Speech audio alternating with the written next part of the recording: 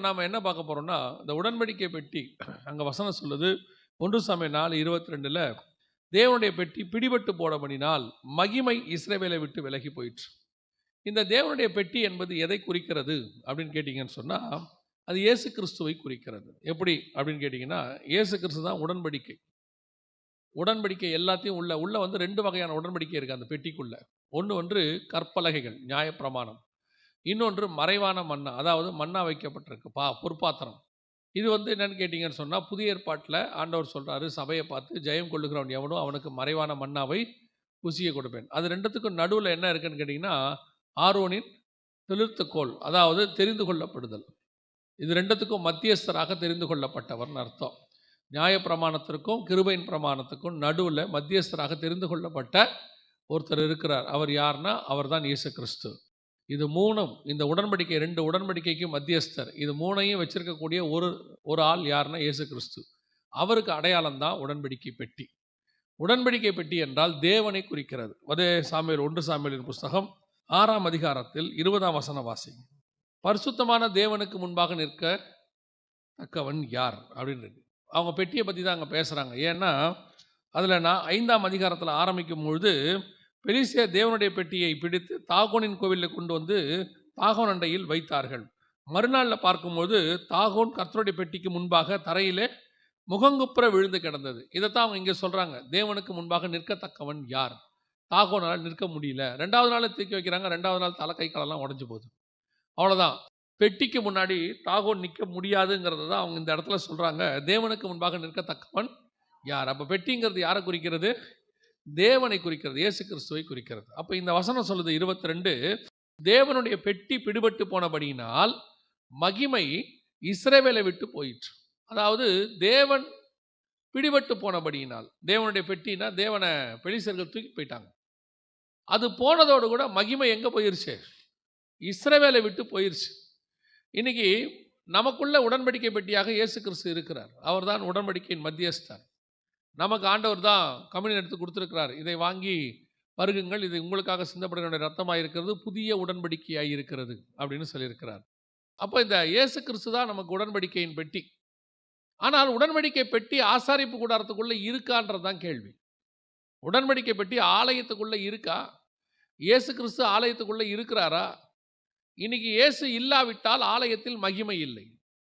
ஆனால் மகிமை இல்லைங்கிறது எத்தனை பேருக்கு தெரியும்? இயேசு இல்லைங்கிறது எத்தனை பேருக்கு தெரியும்? நம்ம எல்லாருமே என்ன நினச்சிக்கிட்டு இருக்கிறோம்? நம்முடைய வீடுகளில் தேவன் இருக்கிறார், நம்முடைய ஆலயங்களில் தேவன் இருக்கிறார். புதிய ஏற்பாட்டை பொறுத்த வரைக்கும் நாம தான் தேவனுடைய ஆலயமாக இருக்கிறோம். அப்போ நமக்குள்ள தேவன் வாசம் பண்ணுகிறார்னு இருக்கு. ஆனால் நமக்குள்ள தேவன் இருக்கிறாரா? வாசம் பண்ணுகிறார்னு வசனம் சொல்லுது. வாசிங்க, எசேக்கியேல் புஸ்தகம் 8ஆம் அதிகாரம் 6வது வசனத்தை வாசிங்க. என் பரிசுத்த ஸ்தலத்தை விட்டு என்னை தூரமாய் போகும் என்னும்படியான இஸ்ரவேல் வம்சத்தார் இங்கே செய்கிற மிகுந்த அருவருப்புகளை காண்கிறாய் அல்லவா? ஆலயத்துக்குள்ள அருவருப்புகள் இருந்தால் கர்த்தர் ஆலயத்தை விட்டு வெளியே போவார். ஆலயத்துக்குள்ள அருவருப்புகள் இருந்தால் கர்த்தர் ஆலயத்தை விட்டு வெளியே தான் போவார். அது எப்படி கர்த்தர் போக மாட்டார்னு சொல்லுவோம்? ஒருத்தவங்க நிறைய பேர் சொல்றாங்க, அப்படிலாம் கர்த்தர் ஆலயத்தை விட்டு போகவே மாட்டார். யார் சொன்னா? சிம்சோன் மேலே இறங்கின ஆவியானவர் எப்போ வெளியே போனார்னு சிம்சோனுக்கு தெரியவே தெரியாது. அடுத்த முறை வரும்போது தான் வசனம் சொல்லுது, கர்த்தருடைய ஆவியானவர் சிம்சோன் மேல் இறங்கினார். அப்போ ஏற்கனவே இறங்கின ஆவியானவர் எப்போ வெளியே போனார்னு யாருக்கு தெரியாது? சிம்சோனுக்கு தெரியாது. இப்போ இஸ்ரவேலை விட்டு பெட்டி பிடிபட்டு போயிட்டு நிறைய பேருக்கு பெட்டி போச்சுன்னு தெரியும், மகிமை போச்சுன்னு தெரியுமா? இன்னைக்கு நிறைய பேருக்கு அதான் பிரச்சனை. சபைக்குள்ள தேவன் இருக்கிறாரா?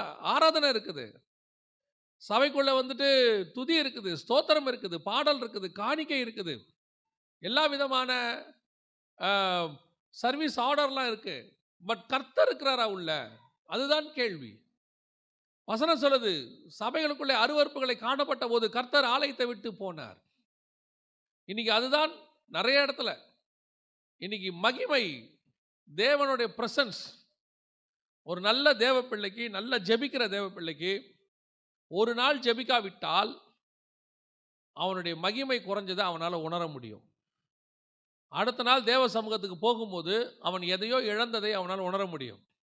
நீ தேவ சமூகத்துக்கு போகும்போது மகிமை குறைஞ்சதையோ அல்லது இல்லாததையோ நீ உணரவே இல்லைன்னா உனக்கு மகிமை போனது தெரியவே இல்லைன்னு அர்த்தம். நான் சொல்றது நல்ல ஆவியில நிறைந்து டெய்லி தேவ சமூகத்தில் இருக்கிறவர்களுக்கு தெரியும். யோசித்து பாருங்க, தேவன் நம்ம மத்தியில உலாவி இருக்கிறாருன்னா, வீட்டில் ஒருத்தர் இருக்கிறாங்கன்னா, அவங்க இருக்கிற வரைக்கும் அந்த ஆள் வீட்டில் இருக்கிறது ஒரு பெரிய பொருட்டா நம்ம நினைக்க மாட்டோம். அவர் நம்ம வீட்டில் இருக்கிறார். ஆனால் ஒருவேளை அந்த ஆள் வீட்டில் இல்லை, அவர் இருந்த அந்த இடத்துல அந்த கட்டுரை நம்ம எடுத்துட்டோம்னா, அந்த வீடு எப்படி தோணும்? அந்த இடத்துல ஒரு வெறுமை தெரியும், அந்த இடத்துல ஒரு கேப் தெரியும். ஐயோ, இங்கே ஒரு படுத்திருப்பாரேன்னு ஒரு எண்ணம் வரும். இதே மாதிரி ஆவியில தோணும். உங்களுக்குள்ள தேவ ஆவியானவர் உலாவிக்கொண்டே இருந்து ஒரு நாள் உங்களை விட்டு வெளியே போனா, ஒரு நாள் போனால் கூட உங்களுக்கு தெரியும். அந்த மகிமை குறைந்தாலும் தெரியும். தெரியணும். அப்படி தெரிந்தால்தான் நீங்கள் தேவனோடு கூட உலாவினீர்கள் என்ற அர்த்தம். தேவ மகிமை உங்களுக்குள்ள இருந்துச்சுன்னு அர்த்தம். இன்னைக்கு நிறைய பேருக்கு தெரியும். பாருங்க, பத்சேபா இடத்துல பாவம் செய்த உடனே தாவீது கேட்கிற ஒரே காரியம், உம்முடைய பரிசுத்த ஆவியை என்னை விட்டு எடுத்துக்கொள்ளாதேயும். ஏன்? அது போனது அவனுக்கு தெரியுது. ஐயோ, ஏதோ மிஸ் ஆகுது, என்னை விட்டு மகிமை போகுதே, ஒரு பிரசன்ஸ் குறையுதே. ஒரு ஊழியக்காரனுக்கு மேலே ஏறி நின்று பேசும் பொழுது அந்த ஃப்ளோலையே தெரியும் ஆவியானவர் அவங்க கூட இருந்து பேசுறாரா இல்லையான்னு சொல்லி. ஒரு வசனம் கொடுக்கும் போதே தெரியும். அல்லது உங்க கூட தேவன் இல்லை, நீ கண்டபடி பேசிக்கிட்டே இருக்க, உனக்கு அது ரொட்டீன் ஆயிடுச்சுன்னா உனக்கு அதை பற்றினதான ஒரு எண்ணமே இருக்காது. பாத்திரம் சவுண்டு போடுற மாதிரி தான் இருக்கும் மேலே ஏறி நின்று பேசுறது. ஆனால் தேவ ஆவியில் நிறைந்து நீ பேசும்பொழுது ஒரு மகிமை வெளிப்படும். அது பேசுகிறவனுக்கு தெரியும், கேட்கிறவனுக்கு தெரியும். அவ்வளோ பரிசேயர் சதுசேயர் பேசும்போது கொழுந்து விட்டு எரியாத இருதயம் இயேசு பேசும்போது அவர்களுக்கு எரிகிறது. அவன் சொல்றான், நீங்க பேசும்போது ஒரு டிஃபரன்ஸ் இருக்குது, உங்களுடைய பேச்சு ஈர்க்கிறது. இங்கே செய்தி கேட்டுட்டு அடுத்த மெசேஜுக்கு அவன் நடந்தே அந்த பக்கம் வந்துடுறான். காரணம், அந்த மகிமை அவனுக்கு இழுக்கும். அதுதான் டிஃபரன்ஸ் தெரியும். இஸ்ரவேலை விட்டு மகிமை போயிற்று. இன்னைக்கு நிறைய பேர் விட்டு தேவனுடைய பிரசன்ஸ் குறைஞ்சிருக்குது. தேவனுடைய பெட்டி ஆசாரிப்பு கூடாரத்துக்குள்ள இருக்கணும், தேவன் ஆலயத்துக்குள்ள இருக்கணும், தேவ ஆவியானவர் உனக்குள்ளும் எனக்குள்ளும் இருக்கணும். அந்த மகிமை இருந்தால்தான் நமக்கு மரியாதை. இன்னைக்கு நமக்கு அந்த மகிமை குறைஞ்சு போனது தெரியல. இது ஏதோ இன்னைக்கு நேற்று நடந்த சம்பவம் இல்லை. கர்த்தர் பெட்டியை பிடிச்சு பெலிஸ்தியர்கிட்ட கொடுத்ததுக்கு காரணம் இன்னைக்கு நேற்று கொடுத்த காரணம் இல்லை. இது கொஞ்சம் கொஞ்சமாக நடக்கிற ப்ராசஸ். எப்பவுமே தெரிஞ்சுக்கோங்க, ஆவிக்குரிய வீழ்ச்சி என்பது ஒரு நாளில் நடக்காது. ஒரு பாவம் என்பது ஒரே நாளில் நடக்காது. அது உங்களுக்குள்ள கொஞ்சம் கொஞ்சமாக கிரியை செய்து கொண்டே இருக்கும். ஒரு நாள் அந்த கிரியைக்கு தக்கதான ஒரு வாய்ப்பு உங்களுக்கு கிடைக்கும். நீங்கள் அப்போ தான் அந்த பாவம் செய்வீங்க. நீங்கள் என்ன செய்வீங்கன்னா, அன்றைக்கி ஒரு நாள் மட்டும் திடீர்னு அந்த பாவம் செஞ்சுட்டேன், திடீர்னு அதுக்குள்ள நான் கெட்ட வார்த்தை பேசிட்டேன். கெட்ட வார்த்தை நீங்கள் திடீர்னு பேசலை, அது உங்களுக்குள்ளே இருந்துச்சு. உங்களுக்குள் இல்லாத வார்த்தை எப்படி வெளியே வரும்? அது உங்களுக்குள்ளே இருந்துச்சு, ஒரு நாள் வெளிப்பட்டது. பாவம் உங்களுக்குள் கிரியை செய்து கொண்டே இருக்கும், ஒரு நாள் அது வெளிப்படும். அப்போ இந்த வெளிப்படுறனால தான் நம்ம பார்க்குறோமே ஒழிய கிரியை செய்கிறனால பார்க்கறதில்ல. அதே மாதிரி பெட்டி இன்னைக்கு பிடிக்கப்பட்டு போச்சுன்னு அவ சொல்றா. ஆனால் அதுக்கு முன்னாடியே எத்தனையோ வருஷம் வசனம் சொல்லுது. அவன் இஸ்ரவேலை நியாயம் விசாரித்த நாட்களை பற்றி நீங்கள் பார்த்தீங்கன்னு சொன்னால் 40 வருஷம் நியாயம் விசாரித்தான். 18வது வருஷத்தில் இருக்கு, 4:18. ஏலி அவன் பிடரி முறிந்து செத்து போனான். அவன் இஸ்ரவேலை 40 வருஷம் நியாயம் விசாரித்தான். அந்த 40 வருஷமும் கொஞ்சம் கொஞ்சமா மகிமை இஸ்ரவேலை விட்டு போய்கிட்டே இருக்குது. கொஞ்சம் கொஞ்சமா பார்ட்டா போகுது. ஆனா ஏலிக்கு அது தெரியவே இல்லை. சில நேரத்தில் கர்த்தர் உணர்த்துறாரு, ஏலியை கூப்பிட்டு சொல்றாரு, நீ உன் பிள்ளைகிட்ட நடத்துறது சரியில்லை, உன் பிள்ளைங்க நடக்கிறது சரியில்லை, அவங்க ஆசாரிப்பு கூடார வாசல்ல செய்யறது சரியில்லை. ஆனால் ஏலிக்கு அதை பத்தின எந்த விதமான கவலையும் இல்லை, உணர்வே கிடையாது. கொஞ்சம் கொஞ்சமா கொஞ்சம் கொஞ்சமா. இன்னைக்கு அப்படித்தான். நாங்கள் ஆண்டவரை ஏற்றுக்கொண்ட புதிதில் 18வது வயதில் ஏற்றுக்கொண்டோம். நாங்கள் ஒரு குரூப்பாக ஏற்றுக்கொண்டோம். நாங்கள் வாலிபர்கள் 4-5 பேர். அந்த வாலிப நாட்களில் ஒரு சின்ன பாவம் வந்த உடனே எங்களுக்குள்ளே ஒரு விதமான உணர்வு வரும். அதுக்கப்புறம் தேவ சமூகத்துக்கு போகிறதுக்கு பயம் வரும். நன்றாக ஞாபகம் இருக்குது. நாங்கள்லாம் கதறி அழுது ஜெபம் பண்ணதெல்லாம் இருக்குது. காலேஜுக்கு போயிட்டு வரும்போது சில கண்களின் வீழ்ச்சி இருக்கும், கண்களின் இச்சை இருக்கும். வாலிப பிராயம் வீழ்ச்சி அடையும் போது அன்றைக்கி சாயங்காலம் ஜெபத்தில் நாங்கள் கூடி வருவோம். டெய்லி 4 பேர் சேர்ந்து ஜெபம் பண்ணுற காலம் அது. கூடி ஜெபிக்கும் போது கதறி அழுததெல்லாம் இருக்குது, சட்டையை கிழிச்சிக்கிட்ட காலம்லாம் இருக்குது. ஆனால் இன்னைக்கு கொஞ்சம் கொஞ்சமாக ஒரு ஜோக்கு தானே, ஒரு சினிமா பாட்டு தானே அப்படின்னு கொஞ்சம் கொஞ்சமாக நம்ம விளையாட்டாக பார்க்குறதெல்லாம் கொஞ்சம் கொஞ்சமாக மகிமை விட்டு நம்ம தூரம் போய்கிட்டே இருக்கிறோன்னு அர்த்தம். ஒரு நாள் நீ உட்காந்து முழு சினிமாவை பார்ப்ப, உனக்கு தேவ பிரசன்ஸை விட்டு நீ பார்த்துக்கிட்டு இருக்கின்ற எண்ணமே உனக்கு இருக்காது. ஒரு நாள் உட்காந்து நீ முழுசா எதையாவது ஒரு பாவத்தை பார்த்துக்கிட்டு இருப்ப, ஆனால் நீ பாவத்தை பார்க்குறங்கிற உணர்வே இருக்காது. காரணம், நீ அதை விட்டு வந்து ரொம்ப நாள் ஆச்சு. ஏதோ இன்னைக்கு நேற்று வரல, ஏதோ இன்னைக்கு நேற்று வீழ்ச்சி அல்ல. அது கொஞ்சம் கொஞ்சமா யாரோ அனுப்பின ஒரு வாட்ஸ்அப்பு, யாரோ அனுப்பின ஒரு ஃபேஸ்புக்கு, அதில் வந்த ஒரு 2 வீடியோ, அதுக்கப்புறம் அதே மாதிரி வீடியோவை நீ போய் தேடி பார்க்க, அப்படியே ஒன்றா பார்க்க ஒரு நாள் அப்படியே கொஞ்சம் பெரிய அரை மணி நேரம் 1 மணி நேரம் படம் பார்க்க, அப்புறம் 2 மணி நேரம் படம் பார்க்க. நான் சொன்ன ஒரு உதாரணம். இதே மாதிரி தான் எல்லா பாவமும். வீழ்ச்சி ஒரு நாளில் வராது. 40 வருஷம் வீழ்ச்சி ஏலிக்கு. கொஞ்சம் கொஞ்சமா ஒரு நாள் வந்தது, மொத்தம் போச்சு. இஸ்ரவேலை விட்டு மகிமை போய்விட்டது. சவுலினுடைய வீழ்ச்சி என்னைக்கு ஆரம்பிச்சிச்சு? சவுல் 40 வருஷம் ராஜ்யபாரம் பண்ணினான்னு வசனம் சொல்லுது. ஆனால் அவன் ராஜ்யபாரம் பண்ணின 2வது வருஷமே வீழ்ச்சி ஆரம்பிச்சிருச்சு.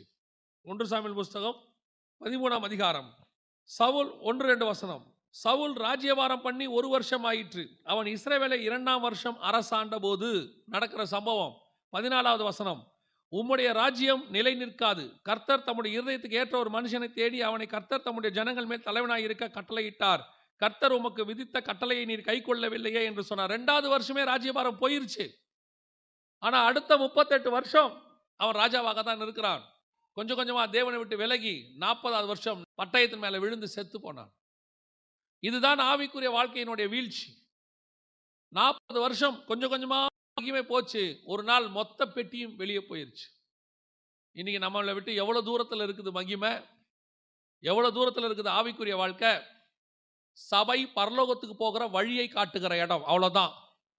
நீங்க தான் போகணும். அங்க எந்த ஊழியக்காரனை கையை பிடிச்சி கூட்டு போய் விட முடியாது. ஒரு சில ஊழியக்காரங்களாம் சொல்றாங்க, எங்க ஊழியத்துக்கு நீங்க கொடுத்தீங்கன்னா பரலோக ராஜ்யத்தில் நாங்கள் கொண்டு போய் உங்களை விட்டுருவோம், உங்களுக்கு கன்ஃபார்மா இடம் வாங்கி கொடுக்குறோம். அவன் என்ன அர்த்தம்? என்னன்னா அவன் போக மாட்டான்னு அர்த்தம். பரலோக ராஜ்யத்துக்கு அப்படிலாம் யாரும் போய் இடம் வாங்கியே கொடுக்க முடியாது, அஷூரன்ஸே கொடுக்க முடியாது. இன்னைக்கு நீங்க எந்த தூரத்தில் இருக்கிறீங்க ஆவிக்குரிய டிஸ்டன்ஸ்ல? ஏன்னா இன்னைக்கு கடைசி காலத்தில் ஆவிக்குரிய வாழ்க்கைக்கு முக்கியத்துவத்தை விட நமக்கு சபை பேர் வந்து பெருமையாகி போச்சு. பரலோக வாசல்ல எந்த டினாமினேஷனுக்கும் வேலையே கிடையாது. உங்களுடைய பேப்டிசம் சர்டிஃபிகேட்லாம் அங்கே வேலைக்கு ஆகாது. அவங்க வேற ஒரு புக்கு வச்சிருக்காங்க, அவங்க நல்லா மெயின்டைன் பண்ணிட்டு இருக்கிறாங்க. இங்க இருக்கிற எந்த சர்டிஃபிகேட்டையும் கேட்க மாட்டாங்க. நீங்க தான் பரலோகத்துக்கு போகணும். நாம தான் ஆயத்தப்படணும். நாம ஆயத்தப்படுறது எவ்வளவு தூரத்தில் இருக்குன்னு பார்க்கணும். இன்னைக்கு நம்ம கர்த்தருக்கும் நமக்கு உள்ள டிஸ்டன்ஸ். ஏனோக்கு தேவனோடு கூட சஞ்சரித்து கொண்டிருந்தான். நோவா தேவனோடு கூட அப்படியே 2 பேரும் சஞ்சரித்தானா கூட இருந்தாங்களா, ஒன்னா இருந்தாங்களா, அதனால எடுத்துக்கொள்ளப்பட்டாங்க. இன்னைக்கு வசனம் சொல்லுது, தேவனுடைய பெட்டி இஸ்ரவேலை விட்டு போயிற்று. தேவன் சொல்றாரு, என் ஆலயத்தை விட்டு நான் வெளியே போயிட்டேன், ஏன்னா உள்ள அருவருப்புங்கிறாரு. இன்னைக்கு அதான் காணப்படுது. அப்பனா இந்த ப்ராசஸ் ஒரு நாள் ப்ராசஸ் அல்ல, இது 40 வருஷமா நடந்திருக்குது. அதே மாதிரி தான் உங்களுக்கும் எனக்கும் நடந்துகிட்டு இருக்குது. அப்போ இந்த தேவனை விட்டு நம்ம தூரம் போறோம், மகிமை குறையுது அப்படிங்கிறதுக்கு என்னென்ன காரணம் இருக்குது, அதான் முக்கியம். நான் தூரம் ஆண்டவரை விட்டு நான் தூரம் போறேன் அப்படிங்கிறதுக்கு என்னென்ன காரணம்? ஏன்னா நமக்கு தெரியவே தெரியாது பாருங்க, அதான் பிரச்சனை. இப்போ நீங்க வந்துட்டு ஆவியில நிறைஞ்சு அந்நிய பாஷையெல்லாம் பேசுறீங்களே, எத்தனை பேர் உண்மையிலே ஆவியில பேசுறாங்கன்றது முக்கியம். சிலர் பிராக்டிஸ்ல பேசுவாங்க, அது பாட்டுன்னு வந்துகிட்டே இருக்கும். ஒரு சிலருக்கு கொட்டடிச்சா தானா வரும். கொட்டு வேகமா அடிக்க அடிக்க ஆவி வேகமா வரும். கொட்டை குறைக்க குறைக்க ஆவி குறையும். அந்நிய பாஷை பேசுறது உங்க ஆவிக்குரிய ஸ்டாண்டர்டோடைய அடையாளம் கிடையாது. இன்னைக்கு எத்தனையோ பேர், ஒரு நாள் ஒரு நடந்த சம்பவம் தான். ஒரு சபையில் ஒரு கொயரில் ஒரு குரூப்பில் பாடிக்கிட்டே இருக்காங்க. ஒரு நீதிமான் பரிசுத்தவான் செய்தி கொடுத்துக்கிட்டே இருக்கிறாரு. அவங்க பாடிட்டே இருக்கும்போது ஸ்டாப் அப்படின்னாரு. 2வது ரோல இருக்க 3வது பொண்ணை வெளியே வான்னு சொன்னார். வெளியே வந்தோடனே இயேசுவின் நாமத்தில் போ அப்படின்னாரு. பொத்துன்னு கீழே விழுந்துச்சு. ஆனால் அது அந்நிய பாஷை பேசி நின்றுட்டு இருந்துச்சு. பார்த்தா பிசாசு பிடிச்சிருக்குது. இன்னைக்கு நம்ம நினச்சிட்டு இருக்கிறோம் அந்நிய பாஷை பேசிக்கிட்டே இருக்கிறோம், அதனால ஆவியானவர் நம்ம கூட இருக்கிறாருன்னு. அதெல்லாம் பிராக்டிஸில் பேசுகிற ஒரு குரூப் இருக்கு. உண்மையிலேயே நீயும் தேவனும் கூட இருக்கிறீங்களா? மகிமை உங்க கூட இருக்குதா? இதை நாம இன்னைக்கு ஆராய்ந்து பார்க்கணும். இல்லைன்னா நான் ஏதோ ஸ்பிரிச்சுவல் லைஃப்ல இருக்கேன், ஆண்டவர் என் கூட இருக்கிறாரு, அந்நிய பாஷை பேசுகிறேன், ஓ கண்டிப்பாக பரலோகத்துக்கு போயிடுவேன். இல்லை, வாசிங்க. இவங்களுக்குள்ள இருந்த பிரச்சனை என்ன, ஏன் எதிலேருந்து இவங்க கொஞ்சம் கொஞ்சமாக தூரம் போனாங்க அப்படின்னு பாருங்க. சாமுவேல் புஸ்தகம் 3ஆம் அதிகாரம் 1வது வசனம் வாசிங்க. அந்நாட்களிலே கர்த்தருடைய வசனம் அபூர்வமாக இருந்தது. அந்நாட்களிலே கர்த்தருடைய வசனம் அபூர்வமாக இருந்தது. அப்படின்னா என்ன அர்த்தம்? கர்த்தருடைய வசனம் இருக்கு, அங்க கர்த்தருடைய வசனம் இருக்கு, ஆனா என்ன இல்லை, பிரதட்சணமான தரிசனம் இல்லை அப்படின்னு இருக்கு. கர்த்தருடைய வசனம் அபூர்வம் அப்படின்னா என்ன? அன்னைக்கு இருந்த காலகட்டம் என்ன? ஆசாரிப்பு கூடாரம் இருக்கு, அதுக்கப்புறம் வந்துட்டு அங்கே வந்துட்டு ஆசாரியன் இருக்கிறான், எல்லாம் இருக்கு. ஆனால் நடக்கிறது என்ன அப்படின்னு பார்த்தீங்கன்னு சொன்னால், அவர்களுக்குள்ள கர்த்தருடைய வார்த்தை அபூர்வம். கர்த்தருடைய வார்த்தை இல்லை. நியாயப்பிரமாணம் இருக்குது, ஆனால் என்ன இல்லை? கர்த்தருடைய வார்த்தை இல்லை. கவனிச்சுக்கொள்ளுங்க, இன்னைக்கும் அதே நிலைமை தான். இன்னைக்கு சபை இருக்குது, பைபிள் இருக்குது, பிரசங்கம் இருக்கு, கர்த்தருடைய வார்த்தை இருக்குதா? கர்த்தருடைய வார்த்தை சபைக்குள்ள இருந்தாதான் கர்த்தர் இருக்கிறாருன்னு அர்த்தம். இன்னைக்கு கர்த்தருடைய வார்த்தை சபைக்குள்ள இல்லை. யோசிச்சு பாருங்க, ஆசாரிப்பு கூடாரத்தில் ஏலி என்ன பண்ணியிருப்பாரு? அவர் வாசித்திருப்பாரு. அவர் ஆசாரிப்பு கூடாரத்தில் வாசிக்க வேண்டிய பிரமாணத்தை வாசிச்சிருப்பாரு. அதெல்லாம் ஒரு பிரச்சனையும் இல்லை. ஆனால் நடக்கிறது என்ன? நல்லா கவனிச்சு பார்த்தீங்கன்னு சொன்னால், அவர் அந்த இடத்துல அவர் வாசிக்கிற எந்த வசனமும் கர்த்தருடைய வசனம் கிடையாது. அப்பொழுது அந்த காலத்தில் வாசிக்கப்பட்ட ஒரு காரியமும் கர்த்தருடைய வார்த்தையா இல்லை. எல்லாம் ஊழியக்காரன் பேசினது தான், எல்லாம் நியாயப்பிரமாணத்தில் உள்ளது தான். ஆனால் ஒன்று கூட கர்த்தருடைய வார்த்தை கிடையாது. எதனால அப்படின்னா, அவன் எடுத்து பேசுறது நியாயப்பிரமாணத்துல இருந்து, ஆனால் பேசுகிறது மனுஷன், தேவன் பேசலை. இன்னைக்கு கடைசி காலத்தில் அதான் நடந்துகிட்டு இருக்குது. என்னன்னு கேட்டீங்கன்னு சொன்னால், கடைசி காலத்தை பார்க்கும் பொழுது, கடைசி காலத்தில் இன்னைக்கு சபைகளில் வேதம் இருக்கு, செய்தி நேரம் இருக்கு, ஆனால் இங்க பார்த்தீங்கன்னா கர்த்தருடைய வார்த்தை இருக்கான்றதான் முக்கியம், கர்த்தர் பேசுறாருங்கிறதா முக்கியம். இப்பெல்லாம் ரொம்ப சர்வசாதாரணமாக சொல்ற ஒரு வார்த்தை ஆகி போச்சு. இந்த ஒரு கொரோனாவுக்கு முன்னாடி வரைக்கும் நான் கொரோனா ஒரு வகையில் நல்லது என்று சொல்லுவேன். கொரோனாவில் நிறைய தீங்கு நடந்திருக்குது, ஒரு வகையில் நல்லது. என்னன்னு கேட்டிங்கன்னா, கொரோனாவுக்கு முன்னாடி வரைக்குமே தேவ ஜனங்கள் பெரும்பான்மையானவர்களுக்கு எது கர்த்தருடைய வார்த்தை, எது கர்த்தருடைய வார்த்தை இல்லைன்னே தெரியல. பெரும்பான்மை செய்தி நேரம் கர்த்தருடைய வார்த்தை, அவ்வளோதான் உட்காந்துருப்பாங்க. ஆனால் எங்களுடைய காலத்தில் எங்களுக்கு கர்த்தருடைய வார்த்தைனா என்னன்னு தெரிஞ்சதுனால, கொரோனாவுக்கு முன்னாடி ஒரு 10 வருஷம் நாங்கள் பார்த்துக்கிட்டே இருக்கிறோம், சபைகளில் கர்த்தருடைய வார்த்தை இல்லை. எப்படி சொல்றீங்க? ஒரு தேவ ஊழியக்காரன் தேவ சமூகத்தில் இருந்து ஆவியானில் நிறைந்து கர்த்தரிடத்திலிருந்து வார்த்தையை வாங்கிட்டு பேசும்போது, அந்த வார்த்தை கேட்கிறவனுடைய இருதயத்துக்குள்ள போகும். இருதயத்தில் குத்தப்பட்டவர்களாய் மாறுவார்கள், அவங்க மனம் திரும்புவாங்க. நான் பேசுறது புது விசுவாசிக்கு இல்லை, சபைக்குள்ள. ஒரு வேத பாடத்தில் ஊழியக்காரர் பேசுவார், முடியும் போது அழுவான் அவன் உட்காந்துட்டு. ஏன்னா உணர்வு வரும். இப்போ அப்படி கிடையவே கிடையாது. இப்போ இருக்கிறதெல்லாம் பார்த்தீங்கன்னா, கொரோனாவுக்கு முன்னாடி வரைக்கும் பார்த்தீங்கன்னு சொன்னால் ஒப்பேத்துறது. அதுவும் கடைசி 10 வருஷம் பல இடங்களுக்கு போனீங்கன்னா அவங்க சொல்லுவாங்க, இப்பெல்லாம் யாரும் வசனம் கேட்கவே மாட்டுறாங்க பாஸ்டர். வசனமே ஜனங்க என்ன செய்ய மாட்டாங்க, கேட்க மாட்டாங்க. அதனால நாங்கள் செய்தி நேரத்தை குறைச்சிட்டோம். எவ்வளோ நேரம்? 40 நிமிஷம் தான். ஒரு பாஸ்டர் என்கிட்ட சொன்னார், தம்பி 45 நிமிஷம் தான் தம்பி சைக்காலஜிக்கலி ஒரு மனுஷனால கேட்க முடியும். அதனால தான் காலேஜில் தான் பாருங்க ஒரு பீரியட் 45 நிமிஷம் வச்சிருக்கிறாங்க அப்படிம்பாரு. நான் ஏற்றுக்கிறேன், ஒரு மனுஷனுக்கு இன்னொரு மனுஷன் பேசினா கேட்கறது 45 நிமிஷத்துக்கு மேலே முடியாது. ஆனால் ஒரு மனுஷனுக்கு ஆவியானவர் பேசினார்னா அவன் காலையிலேருந்து சாயங்காலம் வரைக்கும் உட்காந்து கேட்பான். ஏன்னா பேசுறது ஆவியானவராக இருக்கணும்.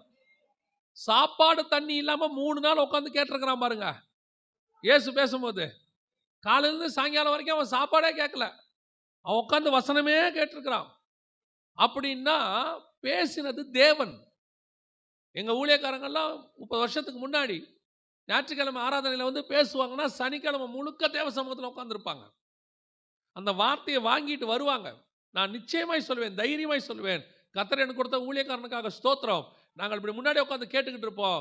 அவங்க ஒவ்வொரு வாயிலிருந்து ஒரு வார்த்தையும் ஆவியில் நிரம்பி அக்கினிமயமாக இருக்கும். அக்கினி மயமா இருக்கும். அப்படியே பேசும்போதே இன்னைக்கு வார்த்தைக்கு பதிலாக சபையில் ஆல்டர்னேட்டு டான்ஸு, பாட்டு, கொண்டாட்டம், ப்ரோக்ராம்ஸு. உங்களுக்கும் எதையாவது கொடுத்தா தான் நீங்களும் வருவீங்கன்ற மாதிரி ஆயிட்டீங்க. நான் சொல்லுவேன், விசுவாசிக்கு ஒன்னுத்தையும் கொடுக்காத, வசனத்தை மட்டும் கொடு, விசுவாசி ஓடி வரும். ஏன்னா விசுவாசி சபைக்கு வந்தது ஆத்துமா. ஆத்துமாவுக்கு நீ எதை கொடுத்தாலும் திருப்தி ஆகாது. உலகத்தில் இருக்கிற எத்தனையும் வேணா கொடுத்து பாருங்க, சாலமோன் ராஜா கிட்ட இல்லாததா அத்தனையும் வச்சிருக்கிற சாலமோன் ராஜாவுக்கு திருப்தி இல்லை. அரண்மனை இருக்குது, 1000 பேர் இருக்கிறாங்க மறுமனையாட்டிகளோட சேர்த்து. அவன் போடாத ட்ரெஸ் இல்லையாமா, அவன் வச்சிருக்காத பணம் இல்லையாமா. ஆத்மாவில் என்ன இல்லை? திருப்தி இல்லை. பிரசங்கில சொல்றான், மாயை மாயை எல்லாம் மாயை, இன்னும் தேடுறேன்றான். ஆனா நீயும் நானும் கர்த்தருடைய சமூகத்தில் வந்து உட்கார்ந்த பிறகு வேற எதையுமே தேடல. கர்த்தருடைய வார்த்தை போதும். அது உனக்குள்ளே வந்த பிறகு நான் அதை ஆவலாய் உட்கொண்டேன்னு வசனம் சொல்லுது. இன்னைக்கு கொரோனாவுக்கு முன்னாடி கர்த்தருடைய வார்த்தை அபூர்வம். ஒரு பெரிய ஊழியக்காரர் என்கிட்ட சொன்னார், எனக்கு ரொம்ப அவருடைய வார்த்தை எனக்கு ரொம்ப பிடிக்கும், நல்லா பேசுவார். அவர்கிட்ட சொன்னேன், அண்ணே நீங்கள் வாங்க, நான் ஒவ்வொரு டிஸ்ட்ரிக்டாக போய் ஒரு மீட்டிங் ஏற்பாடு பண்ணுறேன், எனக்கு தெரிஞ்ச பாஸ்டர்ஸை வச்சு நீங்கள் பேசுங்க, ஜனங்களுக்கு வசனம் கொடுப்போன்னு சொன்னேன். அப்போ அந்த ஊழியக்காரர் சொன்னார், இல்லை தம்பி, இந்த காலத்தில் வசனம் யாரும் கேட்க மாட்டாங்க, வசனத்துக்கான காலம் முடிஞ்சிடுச்சின்னு சொன்னார். எனக்கு அவர் சொன்னது ரொம்ப வருத்தமாக இருந்துச்சு. இல்லைண்ணே, ஒரு காலம் வருணே அப்படின்னு சொல்லிட்டு நான் உண்மையிலே ஆண்டவர்கிட்ட ஜெபம் பண்ணேன், ஆண்டவரே வசனத்துக்குன்னு ஒரு காலம் வரணும் ஆண்டவரே. எத்தனையோ காலம் கொடுத்தீங்க, தீர்க்கதரிசிகளுக்கு கொஞ்சம் காலம் கொடுத்தீங்க, கொஞ்ச காலம் இந்த அற்புத அடையாளம் செய்கிறவங்களுக்கு கொடுத்தீங்க, கொஞ்ச காலம் வர்ஷிப்காரனுக்கு கொடுத்தீங்க, கொஞ்ச காலம் வசன காலத்துக்கு கொடுங்கன்னு. நான் சொல்லுவேன், கொரோனா பீரியட் தான் வசனத்துக்கான காலம். ஜனங்கள் வசனத்துக்கு நேராக திரும்பினார்கள். அப்பதான் ஜனங்களுக்கு எது வசனம் இல்லைன்னே தெரிஞ்சிச்சு. அப்பதான் ஜனங்க சொல்றாங்க, ஓ கர்த்தருடைய வசனம்னா இப்படிதான் இருக்குமா? இது வரைக்கும் நம்ம ஆள்களுக்கு எது வசனம்னே தெரியல. ஏன்னா அபூர்வம். ஏதாவது ஒரு வசனத்தை கேட்ட உடனே அவங்களுக்கு கர்த்தருடைய வசனம் இப்படி இருக்குதே. இந்த வசனத்துல நீ வளராம போய் கொஞ்சம் கொஞ்சமா எப்போ வசனத்தை விட்டு நீ தூர போறையோ, தேவனை விட்டு நீ தூர போறேன்னு அர்த்தம். வசனம் வாசிக்கிறதுல உனக்கு எப்போ போர் அடிக்குதோ, வசனம் தியானிக்கிறதுல எப்போ போர் அடிக்குதோ, நான் உங்களுக்கு உண்மையை சொல்லுவேன், இந்த வசனத்தில் ரெவலேஷன் ஒன்று இருக்கு, வெளிப்படுத்தின விசேஷம் இல்லை, வசனத்தில் இருக்கிற வெளிப்பாடு. இந்த வசனம் இருக்கு பாருங்க, இதுக்குள்ள இது வந்து ஒரு பழம் மாதிரி. இதை கொஞ்சம் ஆழமாக உரிச்சு நீங்கள் உள்ளே போனீங்கன்னா அவ்வளவு டேஸ்டான காரியம் உள்ளே இருக்கும். அந்த ரெவலேஷனோடைய அனுபவத்துக்கு நீங்கள் வந்துட்டீங்கன்னு வச்சுக்கோங்களேன், அந்த வெளிப்பாடுன்னு ஒன்று வந்துட்டீங்கன்னா, நான் உங்களுக்கு சொல்லுவேன், நான் இந்த வார்த்தையை சொல்கிறேன் தப்பாக எடுத்துக்காதீங்க, நான் உண்மையை சொல்லுகிறேன், அது ஒரு அடிக்ட் மாதிரி. இந்த போதைக்கு இந்த குடிக்கெல்லாம் அடிக்ட் ஆகிறான்ல, அதை விட நல்ல அடிக்ட். அந்த வசன வெளிப்பாடுக்குள்ளே நீங்கள் போயிட்டீங்கன்னா, அதுக்கப்புறம் அந்த வசன வெளிப்பாடு ஒரு நாள் இல்லை, ஒரு நாள் கிடைக்கலனா கூட உங்களுக்கும் தேவனுக்கும் நடுவில் ஏதோ பெரிய கேப் வந்த மாதிரி இருக்கும். அந்த கர்த்தர் கூட உட்காந்து உனக்கு சொல்லி கொடுக்கும்போது அந்த வசனத்துக்குள்ளேருந்து ஒரு வெளிப்பாடு வரும் பாருங்க.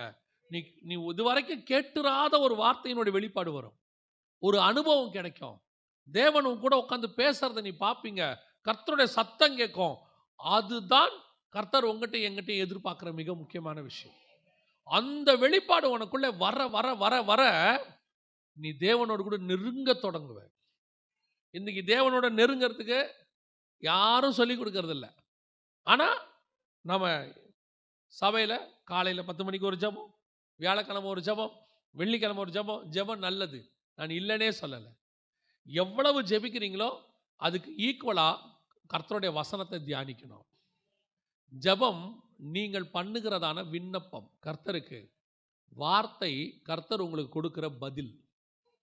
அதன் மூலமாக அவர் பேசுவார். நீ ஜெபிக்கும் போது உன்னோட விண்ணப்பத்தை ஆண்டவருக்கு சொல்லிடுவீங்க, விசுவாசத்தோட ஆமேன்னு சொல்லிட்டு வரீங்க, கர்த்தர் செய்வார்னு. ஆனால் வசனம் தான் கர்த்தர் நீங்கள் கேட்டதுக்கெல்லாம் பதில் கொடுக்குற வழி. இது உள்ளதாக கர்த்தர் எல்லாத்தையும் வச்சிருக்கிறாரு.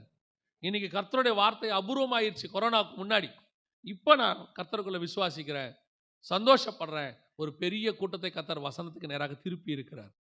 கொரோனாவுக்கு அப்புறம் வசனத்துக்கே ஒரு பீரியடில் சபை கூட்டம்னா நான் சொல்லுவேன், சுகமளிக்கிற ஆராதனை, தீர்க்க தரிசன ஆராதனை, ஆசீர்வாத பெருவிழா, இப்படி போட்டால் தான் வருவாங்க. இல்லைன்னா ஜனங்க கூட்டம் வராது. போன வாரம் ஒரு மீட்டிங் வேம்பார் பக்கத்தில். அந்த மீட்டிங்கு தலைப்பு என்ன தெரியுமா? திருவசன பண்டிகை. ரொம்ப சந்தோஷமா இருந்துச்சு. ஜனங்க முழுக்க வந்திருந்தாங்க. ஃபுல்லாக கேட்டாங்க. இவங்க யாரும் அற்புதத்துக்கும் வரல, அடையாளத்துக்கும் வரல, தீர்க்க தரிசனத்துக்காக வரல. ஜனங்க வந்தது முழுக்க முழுக்க வசனத்துக்காக தான் வராங்க. இப்பவும் சொல்லுவேன், ஜனங்கள் கூட்டத்துக்கு இப்போ வசனத்துக்கு நிறைய பேர் சொன்னார்ல, நேற்று தாவீதின் கூடாரம் முழுக்க நிரம்பி இருந்ததுன்னு. யாருமே அற்புத அடையாளத்துக்காக வந்தவங்களே கிடையாது. அத்தனை பேரும் வசனத்துக்காக வந்த ஒரு கூட்டம். அல்லேலூயா. இதுதான் கர்த்தர் எதிர்பார்க்கிற ஒரு கூட்டம். இயேசுகிட்ட அற்புதத்துக்காக வந்தவன், அடையாளத்துக்காக வந்தவன்லாம் போயிட்டான். ஆனால் வசனத்துக்காக வந்தவன் கடைசி வரைக்கும் கூட நின்றான். அதனால தான் கர்த்தர் வசனத்தை பேசிட்டு கேட்பாரு, நீங்களும் போய்விட மனதாக இருக்கிறீர்களோ? அப்போ இருக்கிறவனுடைய குவாலிட்டி என்ன தெரியுமா? அவன் சொல்லுவான், நாங்கள் வேற எங்கே போவோம்? ஏன்? நாங்கள் வெளியே போனால் எங்களுக்கு மீன் கிடைக்கும், நாங்கள் வெளியே போனால் எங்களுக்கு பணம் கிடைக்கும். ஏன்னா மத்தியாயுலாம் வந்து டாக்ஸ் கலெக்டராக இருந்தவர். பணம் கிடைக்கும். நாங்கள் வெளியே போனால் எங்களுக்கு எல்லாம் கிடைக்கும். ஆனால் வெளியே போனால் எங்களுக்கு ஒன்றே ஒன்று கிடைக்காது. என்ன தெரியுமா? நித்திய ஜீவ வசனம் உம்மிடத்தில் இருக்கு. அதை தவிர இதை வாங்கிறதுக்கு நான் வேற எங்கே போவேன்? அவன் சொன்னா பாரு, நான் வேற எங்கே போவேன்? இது உங்ககிட்ட தான் இருக்கு, நான் உங்ககிட்ட தான் இருக்க முடியும். நான் பாருங்க, அதுதான் நீங்களும் நானும் சொல்ல வேண்டிய வார்த்தை. சபைக்கு எதையும் தேடி வரக்கூடாது. ஆண்டவர் என்னை ஆசீர்வதிக்கணும், வீடு கொடுக்கணும், கார் கொடுக்கணும், அது கொடுக்கணும். இந்த வசனத்துக்குள்ள நீங்க ஒன்று தெரிஞ்சுக்கொள்ளுங்க, இந்த வசனத்துக்குள்ள எல்லாமே இருக்கு. வசனத்துக்குள்ள சுகமளிக்கிற வல்லமை உண்டு, வசனத்துக்குள்ள விடுதலையாக்குற வல்லமை உண்டு, வசனத்துக்குள்ளே தீர்க்க தரிசனம் உண்டு, வசனத்துக்குள்ளே உன்னை ஆசீர்வதிக்கிற வல்லமை உண்டு. நீ வசனத்தை பேசு, மிச்சம் எல்லாவற்றையும் கர்த்தர் கூட உனக்கு தருவார். நீங்க தனித்தனியா கேட்டுக்கிட்டு இருக்கிறீங்க. இப்பெல்லாம் நீங்க போனீங்கன்னா, எல்லா இடத்துக்கு போனாலும் புதுசா ஒரு வியாபார மெத்தட் மாத்திட்டாங்க. காம்போ மெத்தட்னு மாத்திட்டாங்க. நீங்க போய் ஒன்று வாங்க போனீங்கன்னா, கூடவே ஒரு 4-5 ஐட்டம் சேர்த்து, சார் மொத்தமாக வாங்கிட்டீங்கனாலே உங்களுக்கு அதை விட விலை கொஞ்சம் தான் ஜாஸ்தி, ஆனால் உங்களுக்கு 5 பொருள் ஒன்றா கிடைக்கும். முந்தியெல்லாம் நம்ம ஹோட்டலுக்கு போனோம்னா இட்லி இல்லை தோசை இல்லை பூரி தனியாக. இப்போ ஒன்று வந்திருக்குது, என்னது? Mini tiffin. சார் மினி டிஃபன்னா உங்களுக்கு இட்லி தோசை பூரி கூட கொஞ்சம் காஃபி எல்லாம் வந்துடும். நமக்கு ஒன்று சாப்பிட போனால் நமக்கு இப்போ என்ன ஆயிடுச்சு? பரவாயில்ல, சாப்பிட்டு தான் பார்ப்போமே அப்படின்னு மொத்தமாக வாங்கிடுறோம். அதே மாதிரி தான் நீங்கள் ஏதாவது ஒன்றை தேடி சபைக்கு வரீங்க, ஆசீர்வாதம், சுகம், விடுதலை, சந்தோஷம், சமாதானம். நான் சொல்கிறேன், இங்கே ஒரு மினி டிஃபன் இருக்கு, இங்கே வசனம்ங்கிற மினி டிஃபன், அதை ஆர்டர் கொடுத்துருங்க. எனக்கு நித்திய ஜீவ வசனம் வேணும் ஆண்டவரேன்னு கேளுங்க. இது உள்ளேயே ஆசீர்வாதம், சமாதானம், சந்தோஷம், விடுதலை அத்தனையும் ஒரே காம்போ பேக்காக இருக்கு. நீ என்ன வேணாலும் எடுத்துக்கலாம். ரெண்டாவது அதே வசனம் என்ன சொல்லுது பாருங்க. சாமுவேல் என்னும் பிள்ளையாண்டான் ஏலிக்கு முன்பாக கர்த்தருக்கு பணிவிடை செய்து கொண்டிருந்தான். அந்நாட்களில் கர்த்தருடைய வசனம் அபூர்வமாக இருந்தது. பிரதட்சணமான தரிசனம் இல்லை, விஷன் இல்லையாம், தரிசனம் இல்லை. அதுக்கு என்ன காரணம்? அடுத்த வசனம் என்ன இருக்கு பாருங்களேன். ஒரு நாள் ஏலி தன்னுடைய ஸ்தானத்தில் படுத்து கொண்டிருந்தான். அவன் பார்க்க கூடாதபடிக்கு அவனுடைய கண்கள் என்னவாயிருச்சு? இருள் அடைஞ்சிட்டா என்ன போயிடும்? பார்வை போயிடும், விஷன் போயிடும். தரிசனன்ற வார்த்தைக்கு ஒரே இங்கிலீஷ் வார்த்தை தான். தரிசனத்துக்கும் பார்வைக்கும் ஒரே வார்த்தை தான், என்னது? விஷன். தரிசனங்கிறதுக்கும் விஷன் தான், பார்வைங்கிறதுக்கும் விஷன் தான். முந்தின வசனம் சொல்லுது தரிசனம் இருந்ததில்லை, விஷன் இல்லை. அடுத்த வசனம் சொல்லுது பார்க்க கூடாதுன்னு இருந்தான், விஷன் போயிடுச்சு. ரெண்டாவது, உனக்கு வசனம் போயிடுச்சுன்னா அடுத்து வரக்கூடியதான மிக முக்கியமான அடுத்த தேவனை விட்டு தூர போற விஷயம் எதுன்னு கேட்டா, உன் விஷனை விட்டு நீ தூரம் போயிடுவ. கர்த்தர் உங்களுக்கு நியமிச்ச பாதை விட்டு என்ன பண்ணிடுவீங்க? தூரம் போக தொடங்குறீங்க. இன்னைக்கு நிறைய பேர் ஆரம்பித்த ஓட்டத்துல இப்ப ஓடல, ஆரம்பித்த ஓட்டத்துல இப்ப ஓடல, அப்படியே வந்து கொஞ்சம் கொஞ்சமா அவங்க விஷன் மாறி ஓட்டம் மாறி ஓடிக்கிட்டு இருக்கிறாங்க. நான் சொல்ல உங்களுக்கு புரியுதா? ஆண்டவர் சொல்வாரு சபையை பார்த்து, உன்னிடத்துல எனக்கு ஒரு குறை உண்டு. என்ன குறை? நீ ஆதியிலே கொண்டிருந்த அன்பை விட்டாய் என்று உன் பேரில் எனக்கு ஒரு. அவர் ஆதியில ஒரு அன்பை வச்சு நீ ஒரு ஓட்டம் ஸ்டார்ட் பண்ண. இப்போ அந்த அன்பு என் மேல இல்லை, இப்போ அந்த அன்பு வேற யார் மேலேயே போயிருச்சு. உன் விஷன் மாறிடுச்சு. நீ என்ன பார்க்கும் போது என்ன நேசம் செலுத்த, இப்போ விஷன் மாறிடுச்சு, வேற எதையோ நேசிக்க தொடங்கிட்டேன்னு அர்த்தம். இது விசுவாசிக்கு, ஊழியக்காரனுக்கு ஆரம்பிக்கும் போது கர்த்தர் ஒரு விஷன் கொடுப்பாரு. அந்த விஷன் கடைசி வரைக்கும் அதான் விஷன். அழைத்த அழைப்பும் கிருபா வரங்களும் மாறாதவைகள். இன்னைக்கு அப்படியே கொஞ்சம் கொஞ்சமா மாறிடுது, எல்லாம் கொஞ்சம் கொஞ்சமா மாறுது. ஆண்டவரை ஃபர்ஸ்ட் தேடி வரும்போது நம்ம சொல்ற வார்த்தை என்ன தெரியுமா? எனக்கு எதுவும் வேணாங்க, ஆண்டவர் போதும். இதானே உங்களுடைய விஷன். எனக்கு எது இல்லாட்டியும் பரவாயில்ல, ஆண்டவர் போதும். இந்த விஷன் சாகிற வரைக்கும் இதான விஷன். எப்ப கேட்டாலும் நீ என்ன சொல்லணும்? எனக்கு ஆண்டவர் போதுங்க, எனக்கு ஆண்டவர் போதுங்க, இதான சொல்லணும். 10 வருஷம் கழிச்சு விஷன் மாறுது. உங்க விஷன் என்ன? எப்படியாவது ஒரு வீடு கட்டிடணுங்க. உன்னோட விஷனே மாறிடுச்சு. ஊழியக்காரனை கேளுங்க, எப்படியாவது ஒரு சபை கட்டிடணுங்க. அப்ப சபை கட்டுறது தப்பா? சபை கட்டுறது தப்பு இல்ல. சபை என்பது என் ஊழியத்துக்கான ஒரு தேவை. வீடு என்பது நான் வாழ்றதுக்கான ஒரு தேவை. என் தேவை விஷனாய் மாறக்கூடாது. இங்கதான் பிரச்சனை இருக்குது. ஒரு காலகட்டம் கழிச்சு உங்க விஷன் என்ன? எப்படியாவது என் பொண்ணுக்கு பையனுக்கு கல்யாணம் பண்ணா போதும். ஆபிரகாமுக்கு எது விஷன்? கர்த்தர் என்ன சொல்லி கூப்பிட்டாரு? கானானுக்கு போ சொல்லி கூப்பிட்டாரு. அப்ப கடைசி வரைக்கும் ஆபிரகாமுக்கு எது விஷன்? கானான் தான் விஷன். திடீர்னு 15ஆம் அதிகாரத்தில் ஆண்டவர்கிட்ட கேட்கிறாரு, ஆண்டவரே எங்கிட்ட எல்லாம் இருக்குது, பிள்ளை இல்லையே. ஏப்பா அப்போ அவரோட விஷன் எந்த பக்கம் திரும்பிடுச்சு? எல்லாருக்கும் பிள்ளை இருக்குது, எனக்கு பிள்ளை இல்லையே. இந்த எல்லாருக்கும் பிள்ளை இருக்குதுன்னு தான் ஆகார் ஞாபகம் வருது. சரி, இந்த அம்மாவை கொடுக்குறாங்க, நம்ம ஏன் பிள்ளை பெற்றுக்கூடாது? என் விஷன் கானானாவே இருந்துச்சுன்னா நடுவில் பிள்ளை வந்தா என்ன, வராட்டி என்ன, சொன்னவர் அதை நிறைவேற்றுகிற வரைக்கும் என் விஷன் மாறாது. அதுக்கு நடுவில் ஒரு பிள்ளையை கொடுப்பாரு, அவர் கொடுக்கும்போது நான் வாங்கிக்கிறேன். இன்னைக்கு நிறைய பேருடைய விஷன் மாறினதுனால என்ன ஆயிடுச்சு? தரிசனம் போச்சு, கண்கள் இருளடைஞ்சிருச்சு. கண்கள் இன்னைக்கு இருளடைஞ்சு போச்சு. இன்னைக்கு கண்கள் எல்லாம் முழுக்க என்ன இருக்குது? இருள்னா பாவம்னு அர்த்தம், இருள்னா உலகம்னு அர்த்தம். இருளில் இருக்கிற ஜனங்கள் பெரிய வெளிச்சத்தை கண்டார்கள். காரணம், ஜனங்க இருளுக்கு போயிட்டாங்க. வெளிச்சம் என்பது பரலோகம், இருள் என்பது உலகம். இன்னைக்கு உலகம் மூடிருச்சு கண்ணை, வெளிச்சம் இல்லை, கர்த்தருடைய வெளிச்சம் இல்லை. இன்னைக்கு ஆவிக்குரிய தரிசனம் இல்லை. ஆவிக்குரிய வாழ்க்கையில் இருக்கிறவனுக்கே ஆவிக்குரிய தரிசனம் இல்லை. அத்தனை பேருடைய விஷனையும் கேட்டு பாருங்க. ஒரு ஊழியக்காரர் ஒரு கூட்டத்துக்கு போயிருந்தோம். 1.5 மணி நேரம் செய்தி எடுத்து முடிச்சோம். முடிச்ச உடனே அவர் சொன்னார், அண்ணே இந்த செய்தியில் எனக்கு ஒன்று நல்லா தெரிஞ்சிருச்சுண்ணே. என்ன தெரிஞ்சிருச்சு? ஆண்டவர் ரொம்ப சீக்கிரம் வரப்போறாரு. ஆமாம், எனக்காக ஒரு சின்ன ஜோம் பண்ணுங்கண்ணே. நான் நினச்சேன் இந்த வருகையில் போகணுன்னு சொல்லி அவர் என்ன செய்ய போகிறாரு? ஜோம் பண்ண போகிறாரு. நானும் சந்தோஷமா என்ன பாஸ்டர் ஜோம் பண்ணணும்னு கேட்டேன். அண்ணே ஆண்டவர் சீக்கிரம் வரப்போறான்னு தெரிஞ்சிருச்சு, அவர் வர்றதுக்குள்ள எப்படியாவது ஒரு இனோவா கார் மட்டும் நான் வாங்கிடணும்னு ஜோம் பண்ணுங்க. நான் நினச்சேன், என் 1.5 மணி நேரமும் வீணா போச்சே. தலைமையே இப்படி இருந்துச்சுன்னா கீழே உட்காந்துருக்கிறதெல்லாம் எப்படி இருந்திருக்கும்? நான் யோசிச்சு பார்த்தேன். இன்னைக்கு என் விஷன் எது மேல இருக்கு? நல்லா யோசிச்சு பாருங்க. எனக்கு ஆண்டவர் சொல்லி கொடுத்தாரு, பிசாசு இயேசு எவ்வளோ உயரத்துக்கு போனாலும் மேலே பார்க்கவே விட மாட்டான், கீழே பார்க்க சொல்லுவான். நல்லா கவனிங்க. ஃபஸ்ட்டு இயேசு வனாந்தரத்தில் இருப்பார். இருக்கும்போது அவன் சொல்லுவான், கல்லுகளை அப்பமாக்கி பூசி. கல் எங்கே இருக்குது? கீழே இருக்கு. இப்போ அடுத்து அவன் தேவாலயத்தின் உப்பரைக்கு கூட்டிகிட்டு போயிட்டான். ஒரு படி மேலே போயிட்டான். ஆண்டவர் அங்கே போயிட்டார். இப்போ சொல்கிறான் கீழே குதியும். அடுத்து இப்போ எங்கே பார்க்க சொல்கிறான்? கீழே பார்க்க. அடுத்து மலைக்கு மேலே போயிட்டார். இப்போ சொல்கிறான் உலகத்தின் ராஜ்யங்கள் எல்லாவற்றையும் காண்பித்தார். அதுவும் எங்கே தான் இருக்குது? ஒரு நாளும் பிசாசு உங்களை மேலே பார்க்கவே விடமாட்டான். நீங்கள் எவ்வளோ உயரம் போனாலும் அவ்வளோ உயரத்துக்கும் உங்களை கீழே தான் பார்க்க சொல்லுவான். கீழே பாரு. நீங்கள் எந்த உயரத்துக்கு போனாலும் அதுக்கு கீழே பார்க்க சொல்லுவான். ஆனால் நீ எப்பவுமே மேலே மட்டும்தான் பார்த்துக்கிட்டே இருக்கணும். நீ எவ்வளோ உயரத்துக்கு போனாலும் கீழே பார்க்கவே கூடாது. என்னுடைய டெஸ்டினேஷன் மேலே. நான் பரலோகத்துக்கு போகிறவன். எனக்கு கீழே நிறைய இருக்குது, உலகமே இருக்கு. எனக்கு கீழே இந்த கேலக்சியே இருக்கு. அத்தனையும் கொடுத்தாலும் சரி, என் பார்வை கீழே இல்லை, என் பார்வை மேலே. இந்த தாட் இருந்தாதான் உன் கண்கள் வெளிச்சமாகும், இல்லைன்னா இருள் வந்துடும். இன்னைக்கு அப்படியே விஷன் மாறிடுச்சு நிறைய பேருக்கு.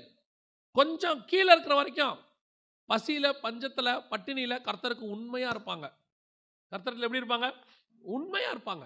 அப்படி சொல்லுவாங்க, என்ன ஆனாலும் பரவாயில்லைங்க, செத்தாலும் ஆண்டவர் தாங்க, செத்தாலும் ஆண்டவர் தான்.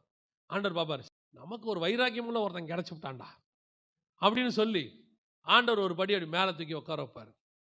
கொஞ்சம் ஆசீர்வாதம் அப்படின்னு வந்து காரெல்லாம் வந்துடும், கர்த்தர் கொடுத்துருவாரு. பையன் ஓடி ஓடி வரான் சர்ச்சுக்கு, ஆராதனைக்கு சரியான நேரத்துக்கு பஸ்ஸு பிடிச்சி வரான்.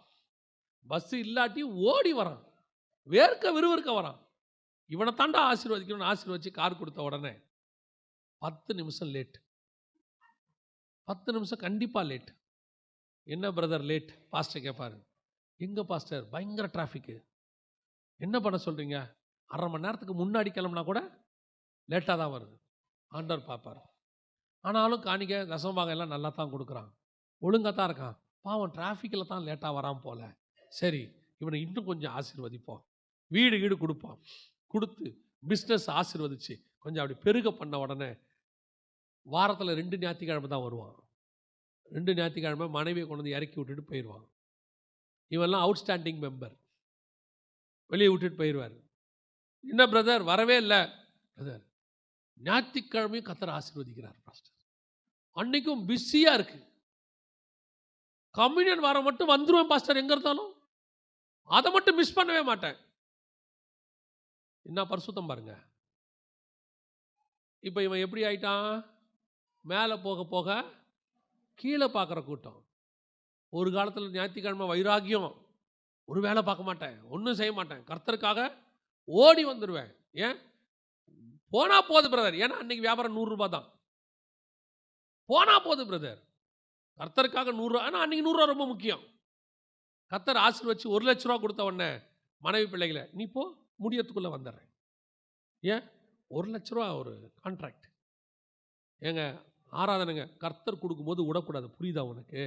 கர்த்தர் ஞாயிற்றுக்கிழமை காலையில் ஆராதனை நேரத்தில் தான் 1 லட்ச ரூபா கொடுத்து அனுப்புவாரா? யோசிச்சு பாருங்க. நிறைய பேர் இருக்கான். அப்படியே மேலே போக போக கர்த்தர் கொடுக்குற நேரம் என்ன செய்யுது? குறைஞ்சிக்கிட்டே வருது.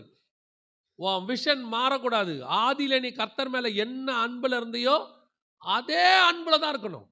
அதே அன்பு. இன்னும் சொல்ல போனால் போக போக அந்த அன்பு கூடிக்கிட்டே போகணும். தாவீதுக்கும் சவுலுக்கும் என்ன தெரியுமா வித்தியாசம்?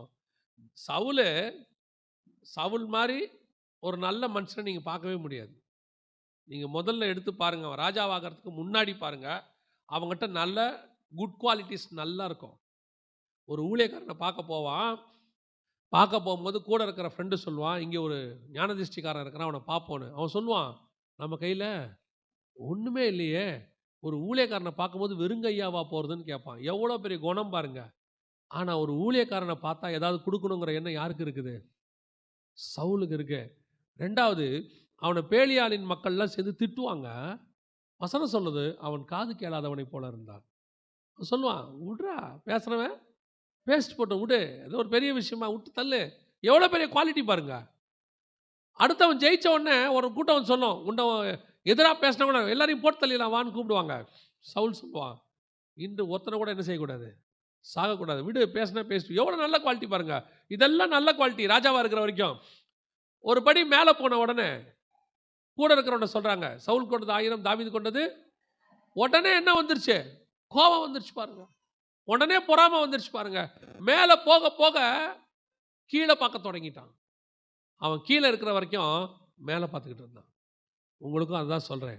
தேவனுடைய வார்த்தையை நீங்கள் படிக்க படிக்க படிக்க தேவனோடு கூட நெருங்க நெருங்க கீழே இருக்கிறவனை பார்க்கவே கூடாது. அந்த தரிசனத்தை விட்டு வெளியே போகவே கூடாது.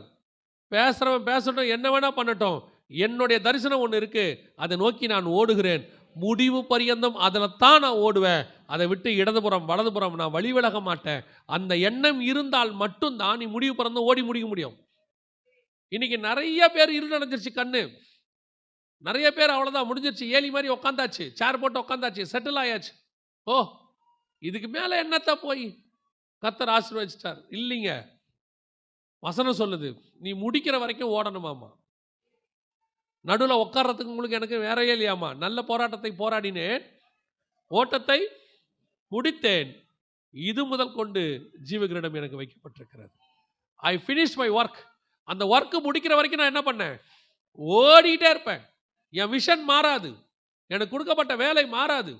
பாருங்க, ஒரு பெரிய பிஸ்னஸ்மேன், அவருக்கு 74 வயசு ஆகுது. பெரிய பிஸ்னஸ்மேன். இன்னைக்கு எனக்கு தெரிஞ்சு அவருக்கு ஒரு குறைஞ்சபட்சம் எனக்கு தெரிஞ்சு ஒரு 200லேருந்து 300 கோடி ரூபாய் சொத்து இருக்குது. எனக்கு பர்சனலாக அவரை தெரியும். அவருக்கு என்ன ரொம்ப பிடிக்கும். என்னை கூப்பிட்டு உட்கார வச்சு அப்பப்போ ஃபோன் பண்ணி அவர் வந்துடுவார், இல்லை என்ன கூப்பிட்டு போயிடுவார், ஏதாவது ஒன்று பண்ணிடுவார். அவர் 74 வயசு ஆகுது. இப்போவும் எதையாவது ஒன்று யோசிச்சுக்கிட்டே இருப்பார். ஏன் பிரதர், நம்ம ஏன் ஆண்டவருக்கு இப்படி ஒன்று பண்ணக்கூடாது, நம்ம ஏன் இந்த மாதிரி ஒரு ப்ரோக்ராம் பண்ணக்கூடாது, நம்ம ஏன் இப்படி ஒரு ஊழியம் பண்ணக்கூடாது. போகும்போதெல்லாம் நோட்டு போட்டு எழுதி வச்சிருப்பார், நான் இதெல்லாம் யோசித்தேன். ஆனால் அவர் என்ன செய்யலாம் தெரியுமா, நல்லா ஹாயாக ஊராக சுற்றி பார்த்துட்டு, இல்லை ஈஸி சேரில் படுத்துக்கிட்டு நல்லா சாப்பிட்டுட்டு எந்த இவன் யோசிக்காமல் ரெஸ்ட் எடுக்க முடியும். அந்த அளவுக்கு அவருக்கு பேக்ட்ராப் இருக்குது, அந்த அளவுக்கு அவருக்கு எல்லாமே ரெடியாக இருக்குது. பசங்கள்லாம் நல்ல நிலைமையில் இருக்காங்க, யாரும் மோசமான நிலைமையிலே இல்லை, நல்ல நிலைமையில் இருக்காங்க. ஆனால் அந்த மனுஷன் இன்னும் யோசிக்கிறாப்புல. நான் அந்த மனுஷனை பார்க்கும் போதெல்லாம் நினைப்பேன், எப்படி இன்னும் ஆக்டிவாக ஸ்பிரிச்சுவலாக யோசிக்கிறாப்புல. ஆண்டவருக்கு இதை செய்யணும், அதை செய்யணும். அதனால தான் இந்த பிஸ்னஸ்மேன் அந்த உயரத்தில் உட்காந்துருக்கிறாரு. உனக்கு ஆண்டவர் வச்ச ஸ்தானத்தில் நீ உயரத்துக்கு போகணும், கர்த்தரை ஆசீர்வதிக்கணும்னா நீ உன் விஷனில் ஓடிக்கிட்டே இருக்கணும், எங்கேயும் உட்காரக்கூடாது. போதும் திருப்தி வரக்கூடாது. திருப்தி எதில் வரணும் தெரியுமா, போதும் என்ற மனதில் தெய்வ பக்திங்கிறது ஆசீர்வாதத்தில் வரணும். ஆனால் ஊழியம் பண்ணுறதுல வரக்கூடாது, தேவனை தேடுறதுல வரக்கூடாது, வசனம் வாசிக்கிறதுல வரக்கூடாது, ஜெபம் பண்ணுறதுல வரக்கூடாது. நேற்று 2 மணி நேரம் வசனம் வாசிச்சிட்டோம், கொஞ்சம் இன்னைக்கு பரவாயில்ல, 4 அதிகாரம் சேர்த்து வாசிச்சிட்டோம், 4 இன்னைக்கு வாசிக்கலாம் இல்லை, 4 அதிகாரம் வாசித்தோம், இன்னைக்கு திருப்பி 4 அதிகாரம் வாசிக்கணும், இல்லை 5 அதிகாரமாக வாசிக்கணும். இன்னும் கத்திரத்தில் போயிட்டே இருக்கணும். விட்டீங்க இருள் அடைஞ்சிரும். தெரியும் நினைக்கிறேன். எந்த ஒரு காரியத்தையும் நீங்கள் ரொம்ப யூஸ் பண்ணாமல் இருந்து பாருங்க, புது பொருளாகவே இருக்கட்டும், யூஸ் பண்ணாமல் இருங்க, அந்த பொருள் என்னவாகும், வேஸ்ட்டாக போயிடும், தூசி படியும்.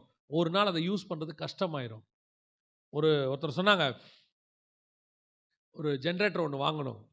வாங்கின பிறகு அந்த ஜென்ரேட்டர்காரங்க சொன்னாங்க, சார் வாரத்தில் 2 நாளாவது கண்டிப்பாக என்ன செய்யணும், அதை யூஸ் பண்ணணும். ஸ்டார்ட் பண்ணி ஒரு 10 நிமிஷம் ஓட விட்டு ஆஃப் பண்ணுங்க. அப்படியே வச்சிங்கன்னா அது என்ன ஆயிரும். இல்லைங்க, நான் கேட்டேன் புது ஜென்ரேட்டருங்க. இல்லை, நீ புது ஜென்ரேட்டராக இருந்தாலும் என்ன பண்ணணும், ஒரு 10 நிமிஷம் ஆன் பண்ணி விடுங்க, இல்லைன்னா கெட்டு போயிடும். ஒரு மிஷின் ஒரு 10 நிமிஷம் ஓடாமல் ஒரு வாரம் ஃபுல்லாக சும்மா இருந்தாலே கெட்டு போகுமானால், உன் ஆத்மா சும்மா இருந்தால் நிச்சயம் கெட்டு போகும். கர்த்தருக்கு முன்னாடி ஆக்டிவாக ஓடிட்டே இருக்கணும், கர்த்தருக்கு முன்னாடி ஏதாவது ஒன்று செஞ்சிட்டே இருக்கணும். இந்த கர்த்தரை விட்டு தூரம் போகிற 2வது அனுபவம் என்ன தெரியுமா, உன் விஷனை விட்டு போகிறது, உன் தரிசனத்தை விட்டு போகிறது. கண்கள் இருள் அடைஞ்சிருச்சு, வெளிச்சம் இல்லாமல் போயிடுச்சு. இதுதான் 2வது நிலைமை இஸ்ரவேலுக்கு. 1வது கர்த்தருடைய வார்த்தை அபூர்வம், 2வது தரிசனம் போச்சு. கடைசி நியாயாதிபதிகள் புஸ்தகம் 21ஆம் அதிகாரம் 25வது வசனம் வாசி.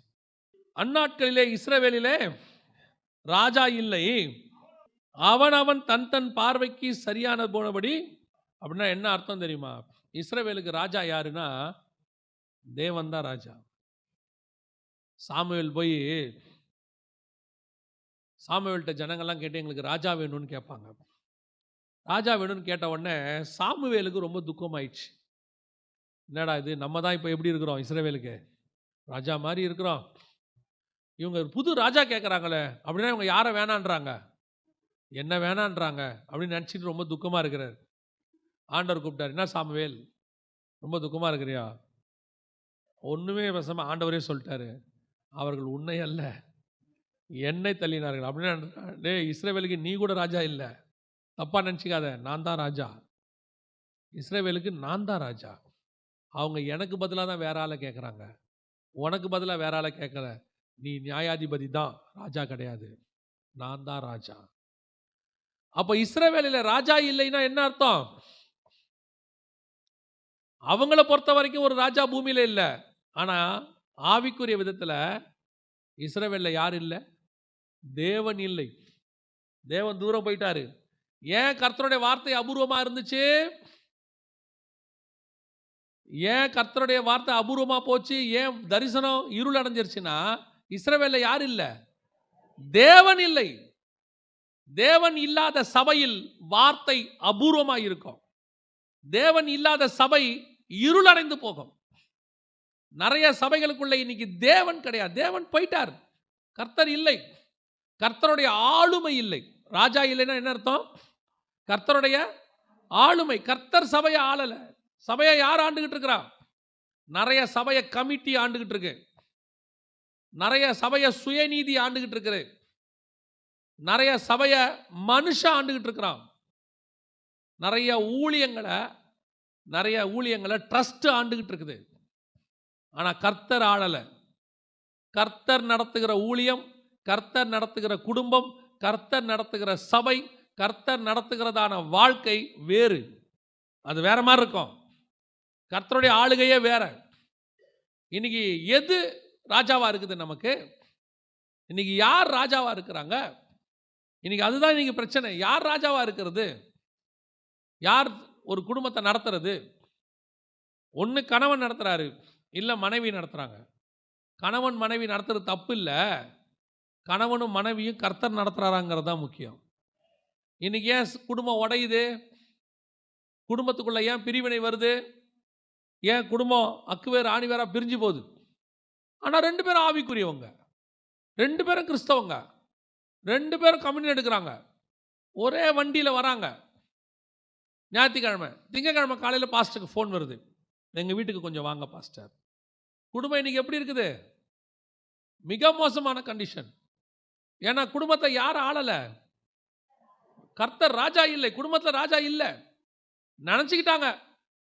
அப்படியே தசமாங்க காணிக்க கொடுத்துட்டு சமையலை கொடுத்துட்டு ஞாயிற்றுக்கிழமை வந்துட்டு போயிட்டோம்னா நம்ம குடும்பத்தை கர்த்தர் பார்த்து பாருன்னு இல்லை. இந்துக்கள் கூட தான் கொண்டு போய் காணிக்க போட்டு வரான், அதனால அந்த குடும்பத்தை கர்த்தர் ஆள்றாங்கன்னு அர்த்தமா? எல்லா மதக்காரங்களும் அவங்க கடவுளுங்களுக்கு கொண்டு போய் காணிக்கை கொடுத்துட்டு வராங்க, அதனால கர்த்தர் ஆள்றாரா? காணிக்கை கொடுக்கறதுனால கர்த்தர் ஆளலை. காணிக்கைங்கிறது கர்த்தர் உங்களுக்கு கொடுத்ததுல நீங்கள் திருப்பி கொடுத்தது. உங்கள் வீட்டை யார் ஆள்றா? உங்கள் வீட்டுக்குள்ள அதிகாரம் யாருக்கிட்ட இருக்குது? ஒருத்தர் அதிகார கைப்பற்ற நினைக்கிறாங்க. கணவன் சொல்றாரு, என் பேச்சுக்கு அவ கீழ்ப்படியறதே இல்லை. ஒருத்தருடைய வீட்டுக்கு அந்த வழியாக நான் கிராஸ் பண்ணி போகிறேன். கிராஸ் பண்ணி போகும்போது அந்த வீட்டில் இருக்கிற அம்மாவுக்கும் மகளுக்குமான ஒரு கான்வர்சேஷன். அந்த கான்வர்சேஷனில் மகக்கிட்ட அம்மா கெஞ்சிக்கிட்டு இருக்கிறாங்க. மகக்கிட்ட அம்மா கெஞ்சுறாங்க, தயவு செய்து நான் சொல்கிறத கேளு. அந்த மகளுக்கு ஒரு 15 வயசு இருக்கும். அந்த மக சொல்கிறான், அதெல்லாம் முடியாது. அந்த அம்மா அழுது, ஐயோ நான் அப்படி 2 நிமிஷம் பார்த்தேன். ஆவிக்குரிய குடும்பம், ஆவிக்குரிய குடும்பம், சபைக்கு வர குடும்பம். நான் அப்படியே கிராஸ் பண்ணி போயிட்டு அப்படியே பேசிக்கிட்டே ஆண்டவர்கிட்ட சும்மா கேட்டே போகிறேன். ஏன் ஆண்டவரே, சபைக்கு வர குடும்பம் தான், ஏன் இந்த குடும்பத்தில் இவ்வளவு குழப்பம் அப்படின்னு கேட்கும்போது ஆவியானவர் சொல்கிறாரு, அவ எனக்கு கீழ்ப்படிஞ்சாதானே அவ பொண்ணு அவளுக்கு கீழ்ப்படியும். இன்னைக்கு நிறைய பேர் பிள்ளைங்க நமக்கு என்ன செய்யணும்? கீழ்ப்படியணும்னு நினைக்கிறீங்க. நீங்க எத்தனை பேர் ஆண்டவருக்கு கீழ்ப்படிஞ்சீங்க? ஒன்று நல்லா புரிஞ்சுக்கொள்ளுங்க, பிள்ளைகளை கர்த்தருக்குள் வளர்க்கணுங்கிறதுல எந்த மாற்று கருத்தும் இல்லை. நீங்க கர்த்தருக்குள்ள இருந்து வளர்க்கணும். பிள்ளைகளுக்கு சாட்சி நீங்க தானே. உங்களை கர்த்தர் ஆள்றத பிள்ளை பார்த்துச்சுன்னா பிள்ளைக்கு ஆட்டோமேட்டிக்காக உங்க மேல என்ன வந்துடும்? இப்போ மோசே மேல பயம் வரணும் ஜனங்களுக்கு. கர்த்தர் என்ன பண்ணாரு? நான் உன் கூட இருக்கிறத அவங்க பார்த்தாங்கன்னா உன் மேல அவங்களுக்கு பயம் வரும். அப்படியே ஆண்டவர் சொல்வாரு. ஏன்? இதுதான் உண்மை. இன்னைக்கு தேவன் உன் கூட இருந்தார்னாலே உன் பிள்ளைகள் உனக்கு கீழ்ப்படிவார்கள். தேவன் உன் கூட இருந்தாலே உன் மனைவி உனக்கு கீழ்ப்படிவாள். நீ தேவன் கூட இல்லை, ஆனால் வந்து கம்ப்ளைண்ட் பண்ணுறது பாஸ்டர் கிட்ட, என் வீட்டில் எனக்கு மரியாதையே இல்லை பாஸ்டர். ஏன் இல்லை? ஏன் இல்லை? நான் தான் சம்பாரிச்சு கொண்டு வந்து வீட்டில் மொத்தத்தையும் போடுறேன், என்னை மதிக்கவே மாட்டுறாங்க. ஏன் மதிக்க மாட்டுறாங்க? நீ கர்த்தருக்குள்ள இருந்து பாரு. பணத்தை விட மதிப்பு எது கொண்டு வரும் தெரியுமா? உன்னோடு இருக்கிற தேவன் மதிப்பை உனக்கு கொண்டு வருவார். யோசிச்சு பாருங்க. நான் இயேசுவை 18 வயசில் ஏற்றுக்கொண்டேன். அதுக்கு முன்னாடி ஒரு 4 வருஷத்துக்கு முன்னாடி நடந்த சம்பவம், 14 வயசில், ஒரு 10th படிக்கும் போது 15 வயசில் நடந்த சம்பவம். எங்கள் ஏரியாவில் நான் விளையாடிக்கிட்டு இருப்பேன். நான் வந்து அப்போ ரொம்ப நல்ல பையன், யார் வீட்லேயும் என்னை சேர்க்க மாட்டாங்க. அது வந்து நான் அவ்வளோ நல்ல பையன் வச்சுக்கோங்களேன். அதனால் யார் வீட்லேயுமே என்னை சேர்க்க மாட்டாங்க. அப்போ ஒரு அம்மா சொல்கிறாங்க, ஒரு பையன் என் கூட விளையாடிக்கிட்டு இருக்கிறான், என்கிட்ட என் வயசு ஒத்த பையன் விளையாடிக்கிட்டு இருக்கிறான். அந்த அம்மா வந்து ஃபஸ்ட் ஃப்ளோர்லேருந்து சொல்கிறாங்க, கீழே விளையாடிட்டு இருக்கிற எங்கள் 2 பேரையும் பார்த்து, அவன் கூட சேராதன்னு உன்னை சொல்கிறேன் தானே. அவனை சொல்கிறாங்க, ஒரு கெட்ட வார்த்தை அவர் சொல்லி சொல்றாங்க. அவன் கூட சேராதன்னு சொல்றேன் தானே, திருப்பி திருப்பி அவன் கூட சேர்ற. சரி, நானும் அப்போ கொஞ்சம் கஷ்டமா இருந்துச்சு அந்த நேரம். அது உடனே மறந்துடுவோம். அன்னைக்கு மாதிரி நம்மளாம் தேவ பக்தியில் என்றைக்குமே இருந்ததில்லை. மற்றவங்கள மன்னிக்கிற சுபாவம் அன்னைக்கு ரொம்ப இருந்துச்சு நமக்கு. உடனே மறந்துடுவோம் அவங்க சொல்றது. நான் சொல்லுவேன், இந்த இயேசுவை ஏற்றுக்கொண்டேன். கர்த்தருக்கு முன்பாக சொல்லுகிறேன், எவ்வளோ பெரிய இடங்களில் கொண்டு போய் உட்கார வச்சு, நல்லா படித்தவங்க, உயர் ஸ்தானத்தில் இருக்கிறவங்க, அந்த ஸ்தானத்தில் உள்ளவங்களை நான் பார்க்கணுன்னா, இந்த இயேசுவை ஏற்றுக்காமல் இருந்தாலோ அல்லது இந்த ஊழியத்துக்கு நான் வராமல் இருந்தாலோ, நான் பார்க்க வேண்டும் என்றால் பல மணி நேரம் நான் காத்திருக்க வேண்டும். அப்பாயின்மெண்ட் வாங்கிட்டு நான் காத்திருக்கணும். அப்போ தான் போய் என்ன செய்ய முடியும், நான் போய் பார்க்க முடியும். அந்த ஸ்தானத்தில் உள்ளவர்கள் இந்த இயேசுவை ஏற்றுக்கொண்ட ஒரே காரணத்தினால, இந்த ஊழியத்துக்கு வந்த ஒரே ஒரு காரணத்தினால, அவர்களுக்கு சரிசமமாக அவர்கள் வீட்டில் உட்கார வச்சு அவர்கள் ஜூஸ் போட்டு கொண்டு வந்து கையில் கொடுக்குறாரு. இந்த மேன்மை சொல்லப்போனால் உலக பிரகாரமான ஒரு ஆசீர்வாதம். இந்த ஆசீர்வாதம் இயேசு கிறிஸ்து என்கிற ஒருவரால் மாத்திரம் வந்ததே ஒழிய வேற யாராலையும் வந்ததே கிடையாது. இது என்னால 1% முடியாது. ஏன்? உனக்கு தேவன் ராஜாவாக இருந்தால் தேவனுக்கு செய்கிற, ராஜாக்கு செய்கிற எல்லாத்தையும் உனக்கும் அவர்கள் செய்வார்கள். உன் குடும்பம் இன்னைக்கு யாரால ஆளப்படுது? பிள்ளைகள் உனக்கு கீழ்ப்படியணுமா? நீ தேவ சமூகத்தில் போய் காத்துரு. நீ ஆண்டவர்கிட்ட உண்மையாரு. நீ மாமியாரை திட்டினா உன் பொண்ணு உன்னை திட்டும். இதான் உண்மை. மாமியாரை திட்டிவிட்டு மகளை நீ ஏன் என்னை ஏற்று பேசுறன்னா, அப்புறமா நீ ஜெபம் பண்ணும்போது கர்த்தர் சொல்வார், நீ உனக்கு மேலே உள்ளதை திட்டின, உனக்கு கீழே உள்ளது உன்னை திட்டுது. அவ்வளோதான் விஷயம். நீ உனக்கு மேலே உள்ளவங்களுக்கு மரியாதை கொடு, உனக்கு கீழே உள்ளது உனக்கு தானாக மரியாதை கொடுக்கும். அதை கொடுக்க கர்த்தர் வைப்பார், வேற யாரும் வைக்க மாட்டாங்க. கர்த்தர் வைப்பார். உன் மேலே ஒரு ஆவிக்குரிய பயம் வரும். அந்த பயத்தை கர்த்தர் உண்டாக்குவார். ஆகாப்பு ஒரு பெரிய தேசத்துக்கே ராஜா இல்லையா, ஒரு நாட்டுக்கு ராஜா. எலியாங்கிறவன் யாரு? 2 ட்ரெஸ் கூட கிடையாது, ஒரே ட்ரெஸ் தான். என்ன வஸ்திரம்? ஒட்டகமயிர் ஆடையை தரிச்சிருப்பார். அவர் பண்ணு ஓடிக்கிட்டே இருப்பார். 2வது ட்ரெஸ் பெட்டிக்கிட்டிலாம் எடுத்துட்டுலாம் ஓட மாட்டார். 40 நாள் ஓடும் போது கூட, இப்போ நம்மலாம் ஓடுறதா இருந்தால் ஒரு பேக் ஒன்று தூக்கி போட்டுக்கிட்டு சைடில் ஒரு வாட்டர் பாட்டில் மாட்டிக்கிட்டு போகிற வரைக்கும் 40 நாள் போகிறோமே, ஒரு பிஸ்கெட் பாக்கெட்டையும் வாங்கி வச்சுக்கிட்டு போகிற வழியில் என்ன கிடைக்குமோ தெரியாதே, சோத்திரம் சோத்திரம் சோத்திரம் தானே போகிறோம். அந்த ஆளுக்கு ஒன்று கிடையாது. ஏஞ்சி ஓடினா ஓடிட்டே இருப்பான். ஒரே ட்ரெஸ் தான், 2வது ட்ரெஸ் கூட கிடையாது, ஓடுவான். லிட்டரலாக சொன்னால் வனாந்தரத்தில் இருக்கிற ஒரு பரதேசி. அவன் உபதேயாவை பார்த்து சொல்கிறான், கர்த்தர் சொல்கிறாரு எலியாவை பார்த்து, நீ போய் உன்னை ஆகாப்புக்கு காண்பி. அதோட அர்த்தம் என்ன? ஆகாப்புக்கிட்ட போய் என்ன செய்ய, உன் முகத்தை காட்டு, அவன்கிட்ட போய் பேசுன்னு அர்த்தம். இவன் என்ன தெரியுமா சொல்கிறான்? நடுவில் உபதேயாவை பார்க்குறான். ஆண்டவனே வந்தவனே இவன் சொல்கிறான், நீ போயிட்டு நான் வர சொன்னேன்னு ஆகாப்பை வர சொல்லு. சொன்னது யாரு? நமக்கு அவன் எலியா தீர்க்கதரிசி. ஆகாபை பொறுத்த வரைக்கும் அவன் யாரு? அந்த ஊரில் அவனுக்கு விரோதமான ஒரு ஆள். அவன் சொல்கிறான், நான் சொன்னேன்னு போய் வர சொல்லுங்கிறான். எலியா வந்திருக்கிறேன் என்று போய் சொல். உபதியா சொல்கிறான், நீ சொல்லிடுவ, ஆண்டவர் உன்னை வேற எங்கேயாவது கூப்பிட்டு போயிடுவார், நான் மாட்டிப்பேன், நீ கன்ஃபார்மாக இருக்கன்னா சொல்லு, நான் கூட்டு. அவனுக்கு அவன் பயம், அவன் பிரச்சனை அவனுக்கு. அவன் சொன்னான், நான் கண்டிப்பாக வெயிட் பண்ணுறேன், போய் ஆகாப்பை வர சொல்லு. சொன்னால் ஆகாப்பு வந்தானா இல்லையா? சொன்னபோது ஆகாப்பு வந்தானா இல்லையா? எப்படி வந்தான்? ஆனால் எலியாவை கூப்பிட்ட உடனே ஆகாப்பு என்ன பண்ணுறாரு? ரதத்தை பூட்டி கொண்டு பென்ஸ்காரை எடுத்துக்கிட்டு வராரு. எங்கே வராரு? எலியா எங்கே இருக்கன்னு சொன்னானோ அங்கே தேடி வராரு. யோசிச்சு பாருங்க, ஏன் வந்தான்? ஏன் வந்தான்? எலியா கிட்ட என்ன பெரிய படம் இருந்துச்சா? இல்லை எலியா கிட்ட பெரிய இது இருக்கா? ஒன்றும் கிடையாது. ஒரே ஒரு காரணம்தான். வசனம் சொல்லுது, நான் கர்த்தருக்கு முன்பாக நிற்கிறவன். எலியா தன்னை சொல்லும் போதெல்லாம் ஒரே ஒரு ஐடென்டிஃபிகேஷன் தான். நீ யாரு? கர்த்தருக்கு முன்பாக நிற்கிற எலியா சொல்லுகிறேன்.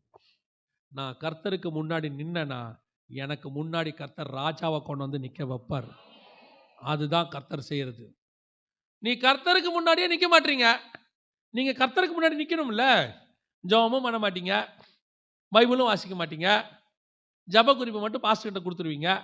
பாஸ்டர், அந்த எனக்கு ரொம்ப நாளாக ஒரு ப்ரமோஷன் வராமையே இருக்கு, நீங்கள் தான் என்ன செய்யணும், ஜெபம் பண்ணணும். அதில் கொஞ்சம் நல்ல பாஸ்டராக இருந்தாருன்னா அவருக்கு இன்னொரு விண்ணப்பம் சேர்த்து சொல்லுவாங்க, பாஸ்டர் நீங்கள் உபவாசம் போட்டு ஜெபம் பண்ணணும். நீங்கள் என்ன பண்ணுவீங்க, காலையில் சாப்பாடு கட்டிட்டு ஆஃபீஸ் போயிடுவேன் பாஸ்டர், எனக்கு நான் கொஞ்சம் பிஸியாக இருக்கிறேன். நீங்கள் என்ன பண்ணுங்க, ஃபாஸ்டிங் போட்டு ஜெபம் பண்ணுங்க. நீ தேவ சமூகத்தில் முழங்கால் போட மாட்டீங்க, நீங்கள் ஜெபம் பண்ண மாட்டீங்க, சர்ச்சில் வைக்கிற ஒரு ப்ரேயருக்கும் வரமாட்டீங்க, எதுவும் செய்ய மாட்டீங்க. நீங்கள் 9 to 5 வேலைக்கு போயிடுவீங்க. ஆனால் ப்ரொமோஷன் வரணும். ஆனால் எப்படி வரணும், அதிகாரி கொடுக்கணும். நான் சொல்கிறேன், நீங்கள் ஆண்டவருக்கு முன்னாடி நில்லுங்களேன், கர்த்தருக்கு முன்னாடி நில்லுங்க. உங்களை தேடி என்ன வரணுமோ அதை கர்த்தர் வர வைப்பார். ஏன்னா நம்ம தேவன் சர்வ வல்லமை உள்ளதான ஒரு தேவன். இன்றைக்கி நம்மளுடைய வீடுகளில் ஏன் பிரச்சனை, ஒருவேளை இதை நீங்கள் எப்படி எடுத்துக்கிறீங்கன்னு தெரியாது, நான் என்னுடைய அனுபவத்தை வச்சு நான் உங்களுக்கு சொல்கிறேன். கர்த்தர் உங்களுக்கு ஒரு காரியத்தை செய்ய சொன்னாருன்னா, கர்த்தர் உங்கள் கூட இருப்பார்னா, நீங்கள் எதை குறித்தும் கவலைப்பட வேண்டிய அவசியமே கிடையாது. நான் சொல்கிறது கவர்மெண்ட்டில் கூட, எங்களுக்கு ஒரு பைபிள் காலேஜ் ஆண்டவர் கட்ட சொன்னார், நான் கட்டி முடிச்சிட்டோம். நான் முடித்ததுனால உங்களுக்கு சொல்கிறேன். கட்ட சொன்னார், வெறும் கிரவுண்டு கூட எங்ககிட்ட கிடையாது, ஒரு கிரவுண்டு கூட கிடையாது. அந்த காலத்தில் ஆண்டவர் சொன்னார், உனக்கு ஒரு காலேஜ் தருவேன்னு சொல்லி, அதில் நீ இந்த சத்தியத்தை போதிக்கணும்னு ஆண்டவர் சொன்னார். சரி ஆண்டவர், ஒருத்தர் வந்தார், திடீர்னு அவர் வந்தார், ஒரு லேண்டை ஃப்ரீயாக கொடுத்தாரு, உங்கள் ஊழியத்துக்கு தரணும்னு. அவர் லேண்டு ஃப்ரீயாக கொடுக்குற அன்னைக்கு என்னை பார்க்க ஒருத்தர் வந்திருக்கிறாரு.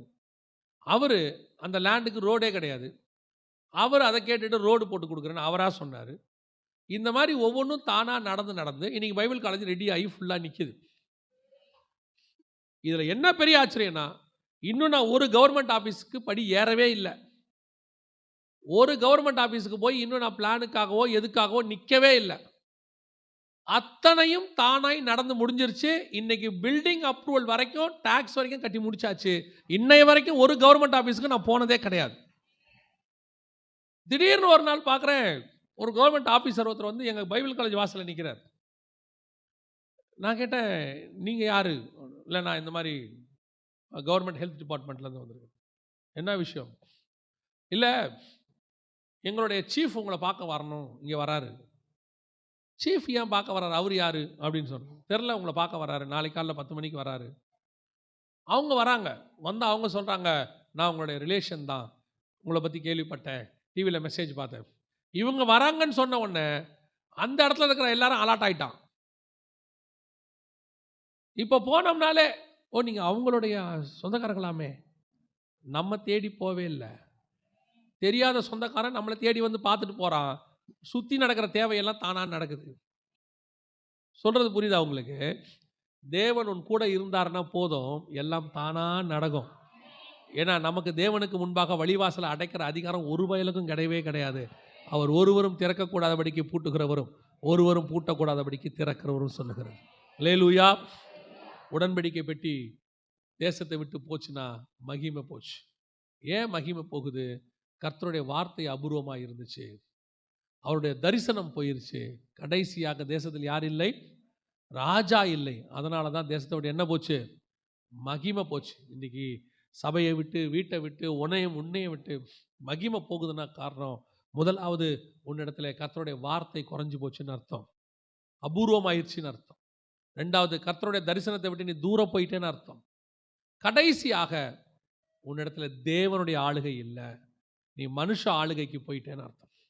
இன்றைக்கி நிறைய சபைகள், நிறைய குடும்பங்கள், நிறைய ஊழியங்கள் ஏதோ ஒரு மனுஷனுடைய ஆளுகைக்கு உட்பட்டு தான் நடக்குது. அவங்க சொல்கிறபடி, இவங்க சொல்கிறபடி. ஒரு பெரிய ஊழியக்காரர், எனக்கு அவரை நினச்சி ரொம்ப வருத்தமாயிருச்சு. கிட்டத்தட்ட 15 லட்சம் ரூபாயை கொண்டு போய் ஒரு ஆள்கிட்ட கொடுத்துட்டாரு அப்ரூவலுக்கு. 15 லட்சம் வாங்கினவன் போயிட்டான், அவ்வளோதான். அவர் இன்னைய வரைக்கும் சொல்கிறாரு, அவர் பேச்சை கேட்டு தாங்க நான் கொடுத்தேன், அவர் பேச்சை கேட்டு தான் கொடுத்தேன். 5 லட்ச ரூபா போச்சு. நான் சொல்கிறேன், கர்த்தர் உன்னை ஆளுகிறார் என்று சொன்னால் ஒரு பைசா கூட கர்த்தர் உன்னை விரயம் பண்ண விடவே மாட்டார். கர்த்தர் உன்னை 100 மடங்கு ஆசீர்வதிப்பார். ஏன்னா உன் கையில் வர்ற காசு கர்த்தருடைய கொடுக்குற காசு, அதை கர்த்தர் வீணாய் போக விடவே மாட்டார். நம்ம கேர்ஃபுல்லாக இருக்கணும். நம்ம ஆளுகை கர்த்தருடைய ஆளுகையாக இருக்கணும். நாம மனுஷனை நம்பி போனேன், அவன் சொன்னான், இவன் சொன்னான், இருக்கட்டும். மனுஷர் தயவு தேவை. பைபிள் அப்படிதான் சொல்லுது. மனுஷர் தயவு இல்லாமல் எதையுமே செய்ய முடியாது. கர்த்தர் அதுதான் மனுஷன் வச்சுக்க. ஆனா எந்த மனுஷர் தயவு தேவை என்பதை பரலோகம் ரெடி பண்ணி வச்சிருக்கு. அந்த மனுஷனை பரலோகம் கொண்டு வந்து கொடுக்குற வரைக்கும் நீங்க வெயிட் பண்ணணும். நீங்க அப்படிப்பட்ட மனுஷனை விட்டுட்டு நீங்க கர்த்தர் சொல்லாத மனுஷனுக்கு பின்னாடி போனீங்கன்னா இந்த மாதிரி காரியம் நடக்கும். உங்க ஆளுகை வேற யாரோ செய்ய தொடங்கிடுவாங்க. இந்த கூட சில அல்ல கைகள்லாம் இருக்கும். இவன் சும்மா இருக்க மாட்டான். நீ ஸ்பிரிச்சுவலாக இருந்தாலும் அவன் என்ன பண்ண மாட்டான், சும்மா இருக்க மாட்டான். இப்படியே சும்மா இருந்தாலே எப்படி? நீங்கள் யாராவது இப்படி நம்ம ஏதாவது முயற்சி பண்ணோம், அவரை போய் பார்ப்போம், இவரை போய் பார்ப்போம். நான் ஒரே ஒரு சாட்சியை மாத்திரம் சொல்லிட்டு முடிக்க விரும்புகிறேன். கவனிங்க. சமீபத்தில் ஒரு சபை கட்டுவதற்கு ஒரு ஊழியக்காரருக்கு ஆண்டவர் உணர்த்தினார். உனக்கு நான் ஒரு இடம் கொடுக்குறேன் அப்படின்னு சொன்ன மாதிரியே ஒரு லேண்டு சேல்ஸ்க்கு வந்துச்சு. சேல்ஸ்க்கு வந்த உடனே அந்த லேண்டுடைய விலை வந்து கிட்டத்தட்ட ஒரு 40-45 லட்சம், 54 லட்சத்தோடு வந்துச்சு.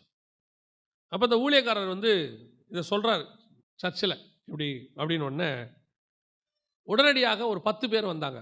பாஸ்டர், சபையில் உள்ள மிக முக்கியமான ஆட்கள், நல்ல வேலையில் இருக்கிறவங்க. பாஸ்டர், நாம் நாளைக்கு ஒரு கமிட்டி மாதிரி ஒன்று ஃபார்ம் பண்ணி ஒரு மீட்டிங் போடுவோம் பாஸ்டர், இது விஷயமா பேசுவோம். உடனடியாக பாஸ்டருக்கும் சந்தோஷமாகப்பட்டது. ஐயோ, 10 பேரை கர்த்தர் எழுப்பி இருக்கிறார் அப்படின்னு வந்தாங்க. மறுநாள் காலையில் எல்லாம் பேச ஆரம்பித்தாங்க. அதில் எல்லாரும் சொன்னாங்க, பாஸ்டர், நாங்கள் 10 பேரும் ஆளுக்கு 5 லட்சம் கொடுக்குறோம். எங்களோட பேங்க்கில், எங்களுடைய ஆஃபீஸில் லோன் போட்டு 50 லட்சம் உடனே வாங்கிடுங்க. கொஞ்சம் கொஞ்சமாக எங்களுக்கு நீங்கள் கடனை என்ன செய்யுங்க, அடைச்சிருங்க. முதல்ல இடத்த வாங்கிடுவோம் அப்படின்னு அவங்க சொல்கிறாங்க. ஆண்டவர் சொல்கிறாராம், அந்த இடத்த விட்டு எழுந்திரிச்சு வெளியே போன்னு சொன்னாராம். அவங்க சொல்கிறாங்க 50 லட்சம் கொடுக்குறேன்றாங்க. கர்த்தர் என்ன சொல்கிறாரு, அந்த இடத்த விட்டு எழுந்திரிச்சு வெளியே போ அப்படின்னு. இவர் உடனே என்ன பண்ணார், சரியா இது விஷயமா நம்ம ஜோம் பண்ணுவோம், கர்த்தர் செய்வார் அப்படின்ட்டு ஜோம் பண்ணிட்டு கிளம்பிட்டார். மறுநாள் இவர் ஆராதனை, ஞாயிற்றுக்கிழமை ஆராதனை, மறுநாள் ஆராதனைக்கு வந்துட்டார். ஆராதனைக்கு வந்த உடனே முடிச்சுட்டு வீட்டுக்கு போயிட்டார். முடிச்சுட்டு போனோன்னு ஒரு ஃபோன் வருது. பாஸ்டர், உங்கள் காணிக்கை பெட்டியில் நாங்கள் காணிக்கை போட்டோம், எடுத்துட்டீங்களான்னு கேட்டோம். நீங்கள் யார்? நாங்கள் வந்து கொஞ்சம் தூரத்துலேருந்து வந்தோம், ஆண்டவர் உங்களுக்கு ஒரு காணிக்கை கொடுக்க சொன்னார், நீங்கள் எடுத்துட்டீங்களா? இல்லைங்க, நான் பொதுவாக திங்கக்கிழமை தான் காணிக்கை போய் எடுப்பேன். இல்லை, நீங்கள் தயவு செஞ்சு இப்போ போய் எடுத்துருங்க பாஸ்டர். பாஸ்டர் போகிறாரு, காணிக்கை பெட்டியை திறந்து பார்க்குறாரு. நல்ல ஒரு மூட்டை மாதிரி இருக்குது, சின்ன மூட்டை. திறந்து பார்க்குறாரு, முழுக்க நகை, ப்ளூ நகை. கொண்டு போய் அந்த நகையை கொண்டு போய் சேல்ஸ் பண்ணுறாரு. கிட்டத்தட்ட அந்த லேண்டுக்கு தேவையான எல்லாமே மொத்தம் அங்கே வந்துருந்துருச்சு, மொத்த காசு வந்துருந்துச்சு. ஆண்டவர் சொன்னாராம், நான் லேண்டு தரேன்னா நானே வாங்கி உனக்கு தருவேன். நீ அவங்ககிட்ட போய் மாட்டின, கடன் அடைக்கிற வரைக்கும் நீ அவனுக்கு அடிமை. உன்னை அவன் ஆள தொடங்கிடுவான். இன்றைக்கி நிறைய பேர் அப்படித்தான், கொடுக்கும்போது கொடுத்துட்டு அப்புறம் கழுத்தை பிடிப்பான். நீங்கள் எல்லாமே தேவசித்தம் இல்லை, பணம் வர எல்லா வழியும் தேவசித்தம் கிடையாது. தேவன் கொடுக்குற ஒரு வழி தான் இருக்குது, அதை கர்த்தர் தருவார். பலர் கொஞ்ச நேரத்தில் பிசாசு என்ன பண்ணுவான்னா, தேவன் கொடுக்கறதுக்கு முன்னாடி அவன் கொடுக்குற மாதிரி 2 பேர் அனுப்பி விட்டுருவான். அவன் வந்து சொல்லிடுவான், பாஸ்டர் சீப்பான வட்டி தான் பாஸ்டர், எல்லாரை விட 50 காசு கம்மியும்பான். அதுதான் ட்ராப். நான் சொல்கிறேன், என் அனுபவத்தில் சொல்கிறேன், கர்த்தர் உனக்கு கொடுக்குறாருன்னா அதில் ஒரு வேதனையும் இருக்கவே இருக்காது. உங்களை ஆளுகிறது ஒரு நாளும் மனுஷனாக இருக்கவே கூடாது. உங்களை ஆளுகிறது ராஜாவாக இருக்க வேண்டும். அல்லேலூயா. இப்போ கடைசியாக வாசிங்க, ஒரு வசனத்தை முடிக்கலாம். 2 சாமுவேல் 6ஆம் அதிகாரம் 11வது வசனத்தை வாசிங்க. கர்த்தருடைய பெர்த்தி கித்தியனாகிய ஓபேத் ஏதோமின் வீட்டிலே 3 மாதம் இருக்கையில் கர்த்தர் ஓபேத் ஏதோமையும் அவன் வீட்டார் அனைவரையும், அவ்வளோதாங்க விஷயமே. பெட்டி உங்ககிட்ட இருந்தா ஆசீர்வாதம் தானாய் வரும். அவ்வளோதான். நம்மக்கிட்ட நாம் செய்ய வேண்டியது ஒன்றே ஒன்று, பெட்டி நம்மக்கிட்ட இருக்கிற மாதிரி பத்திரமா பார்த்துக்கணும். தேவன் நம்மோடு இருக்கிற மாதிரி பத்திரமா பார்த்துக்கணும். அவ்வளோதான். நீ வேற ஒன்றுமே செய்ய வேணாம், வேற எதை பற்றியுமே நீ கவலையே பட வேண்டும். நூதனமாக யோசித்து புது புது பிளான் போட்டு, சிலர்லாம் அப்படியே வித்தியாசமாக யோசிப்பாங்க. அதை செய்யலாமா, இதை செய்யலாமா, இப்படி பண்ணலாமா, அப்படி பண்ணலாமா. நீ எப்படியும் பண்ண வேணாம். நீங்கள் கர்த்தருடைய பெட்டியை உங்கள் வீட்டில் பத்திரமா வச்சுக்க பாருங்க. உங்கள் வீட்டுக்குள்ள கர்த்தர் இருக்கிறத மட்டும் கரெக்டாக கன்ஃபார்ம் பண்ணுங்க. நீங்கள் தேவனோட இருக்கிறத மட்டும் செய்யுங்க. மிச்சம் எல்லாத்தையும் பரலோகம் தானாக செய்யும். பரலோகம் வேற என்ன செய்ய போகுது? பரலோகம் உங்களுக்கு வேண்டும்ன்றதை தானாக செஞ்சிடும். கர்த்தர் கூட இருக்கணும். அவரையே தந்தவர் மற்ற எல்லாவற்றையும் அருளாதிருப்பது எப்படி? அவர் ஒருத்தர் உங்க கூட வந்துட்டார்னா எல்லாம் தானா வரும். கடைசி காலத்தில் உன்னை நூதனமாக ஏமாத்துற கூட்டம் ஒன்று வந்திருக்குது. உன்னை ஏமாத்துறாங்க. ஏமாறாது. நீங்க ஆண்டவர், அவ்வளோதான். மற்ற யாரும் உங்களை எதுவுமே செய்ய முடியாது. உனக்கு விரோதமாக யார் வேணாலும் பேசட்டும், யார் வேணாலும் எழும்பட்டும், என்ன வேணாலும் பண்ணட்டும், யூடியூப்பில் வீடியோ போடட்டும், உன்னை கேவலமாக பேசட்டும், உன் ஏரியாவில் உன்னை பற்றி என்ன வேணாலும் போஸ்ட் அடித்து ஓட்டட்டும், வாட் எவர் இட் இஸ், எதை பற்றியுமே கவலைப்படாதீங்க. உன் தேவனாகிய கர்த்தர் ஒருவர் உன்னோடு கூட இருந்தால் போதும். அவர் உன்னை முடிவு பரியந்தம் நடத்த வல்லமை உள்ளவராக இருக்கிறார். அல்லேலூயா. பெட்டி மட்டும் போயிடாம பத்திரமா பார்த்துக்கணும். பெட்டி போச்சு, மகிமை போச்சு. பெட்டி வந்துச்சு, ஆசீர்வாதம் வந்துருச்சு. பெட்டி உனக்குள்ளே வரணும்னா கர்த்தருடைய வார்த்தை உனக்குள்ளே வரணும். பெட்டி உன் கூடவே இருக்கணும்னா உன் தரிசனத்தில் நீ கரெக்டாக ஓடணும். பெட்டி உன் கூடவே இருக்கணும்னா உன் ஆளுமை ராஜா செய்கிற ஆளுமையாக இருக்கணும். அல்லேலூயா.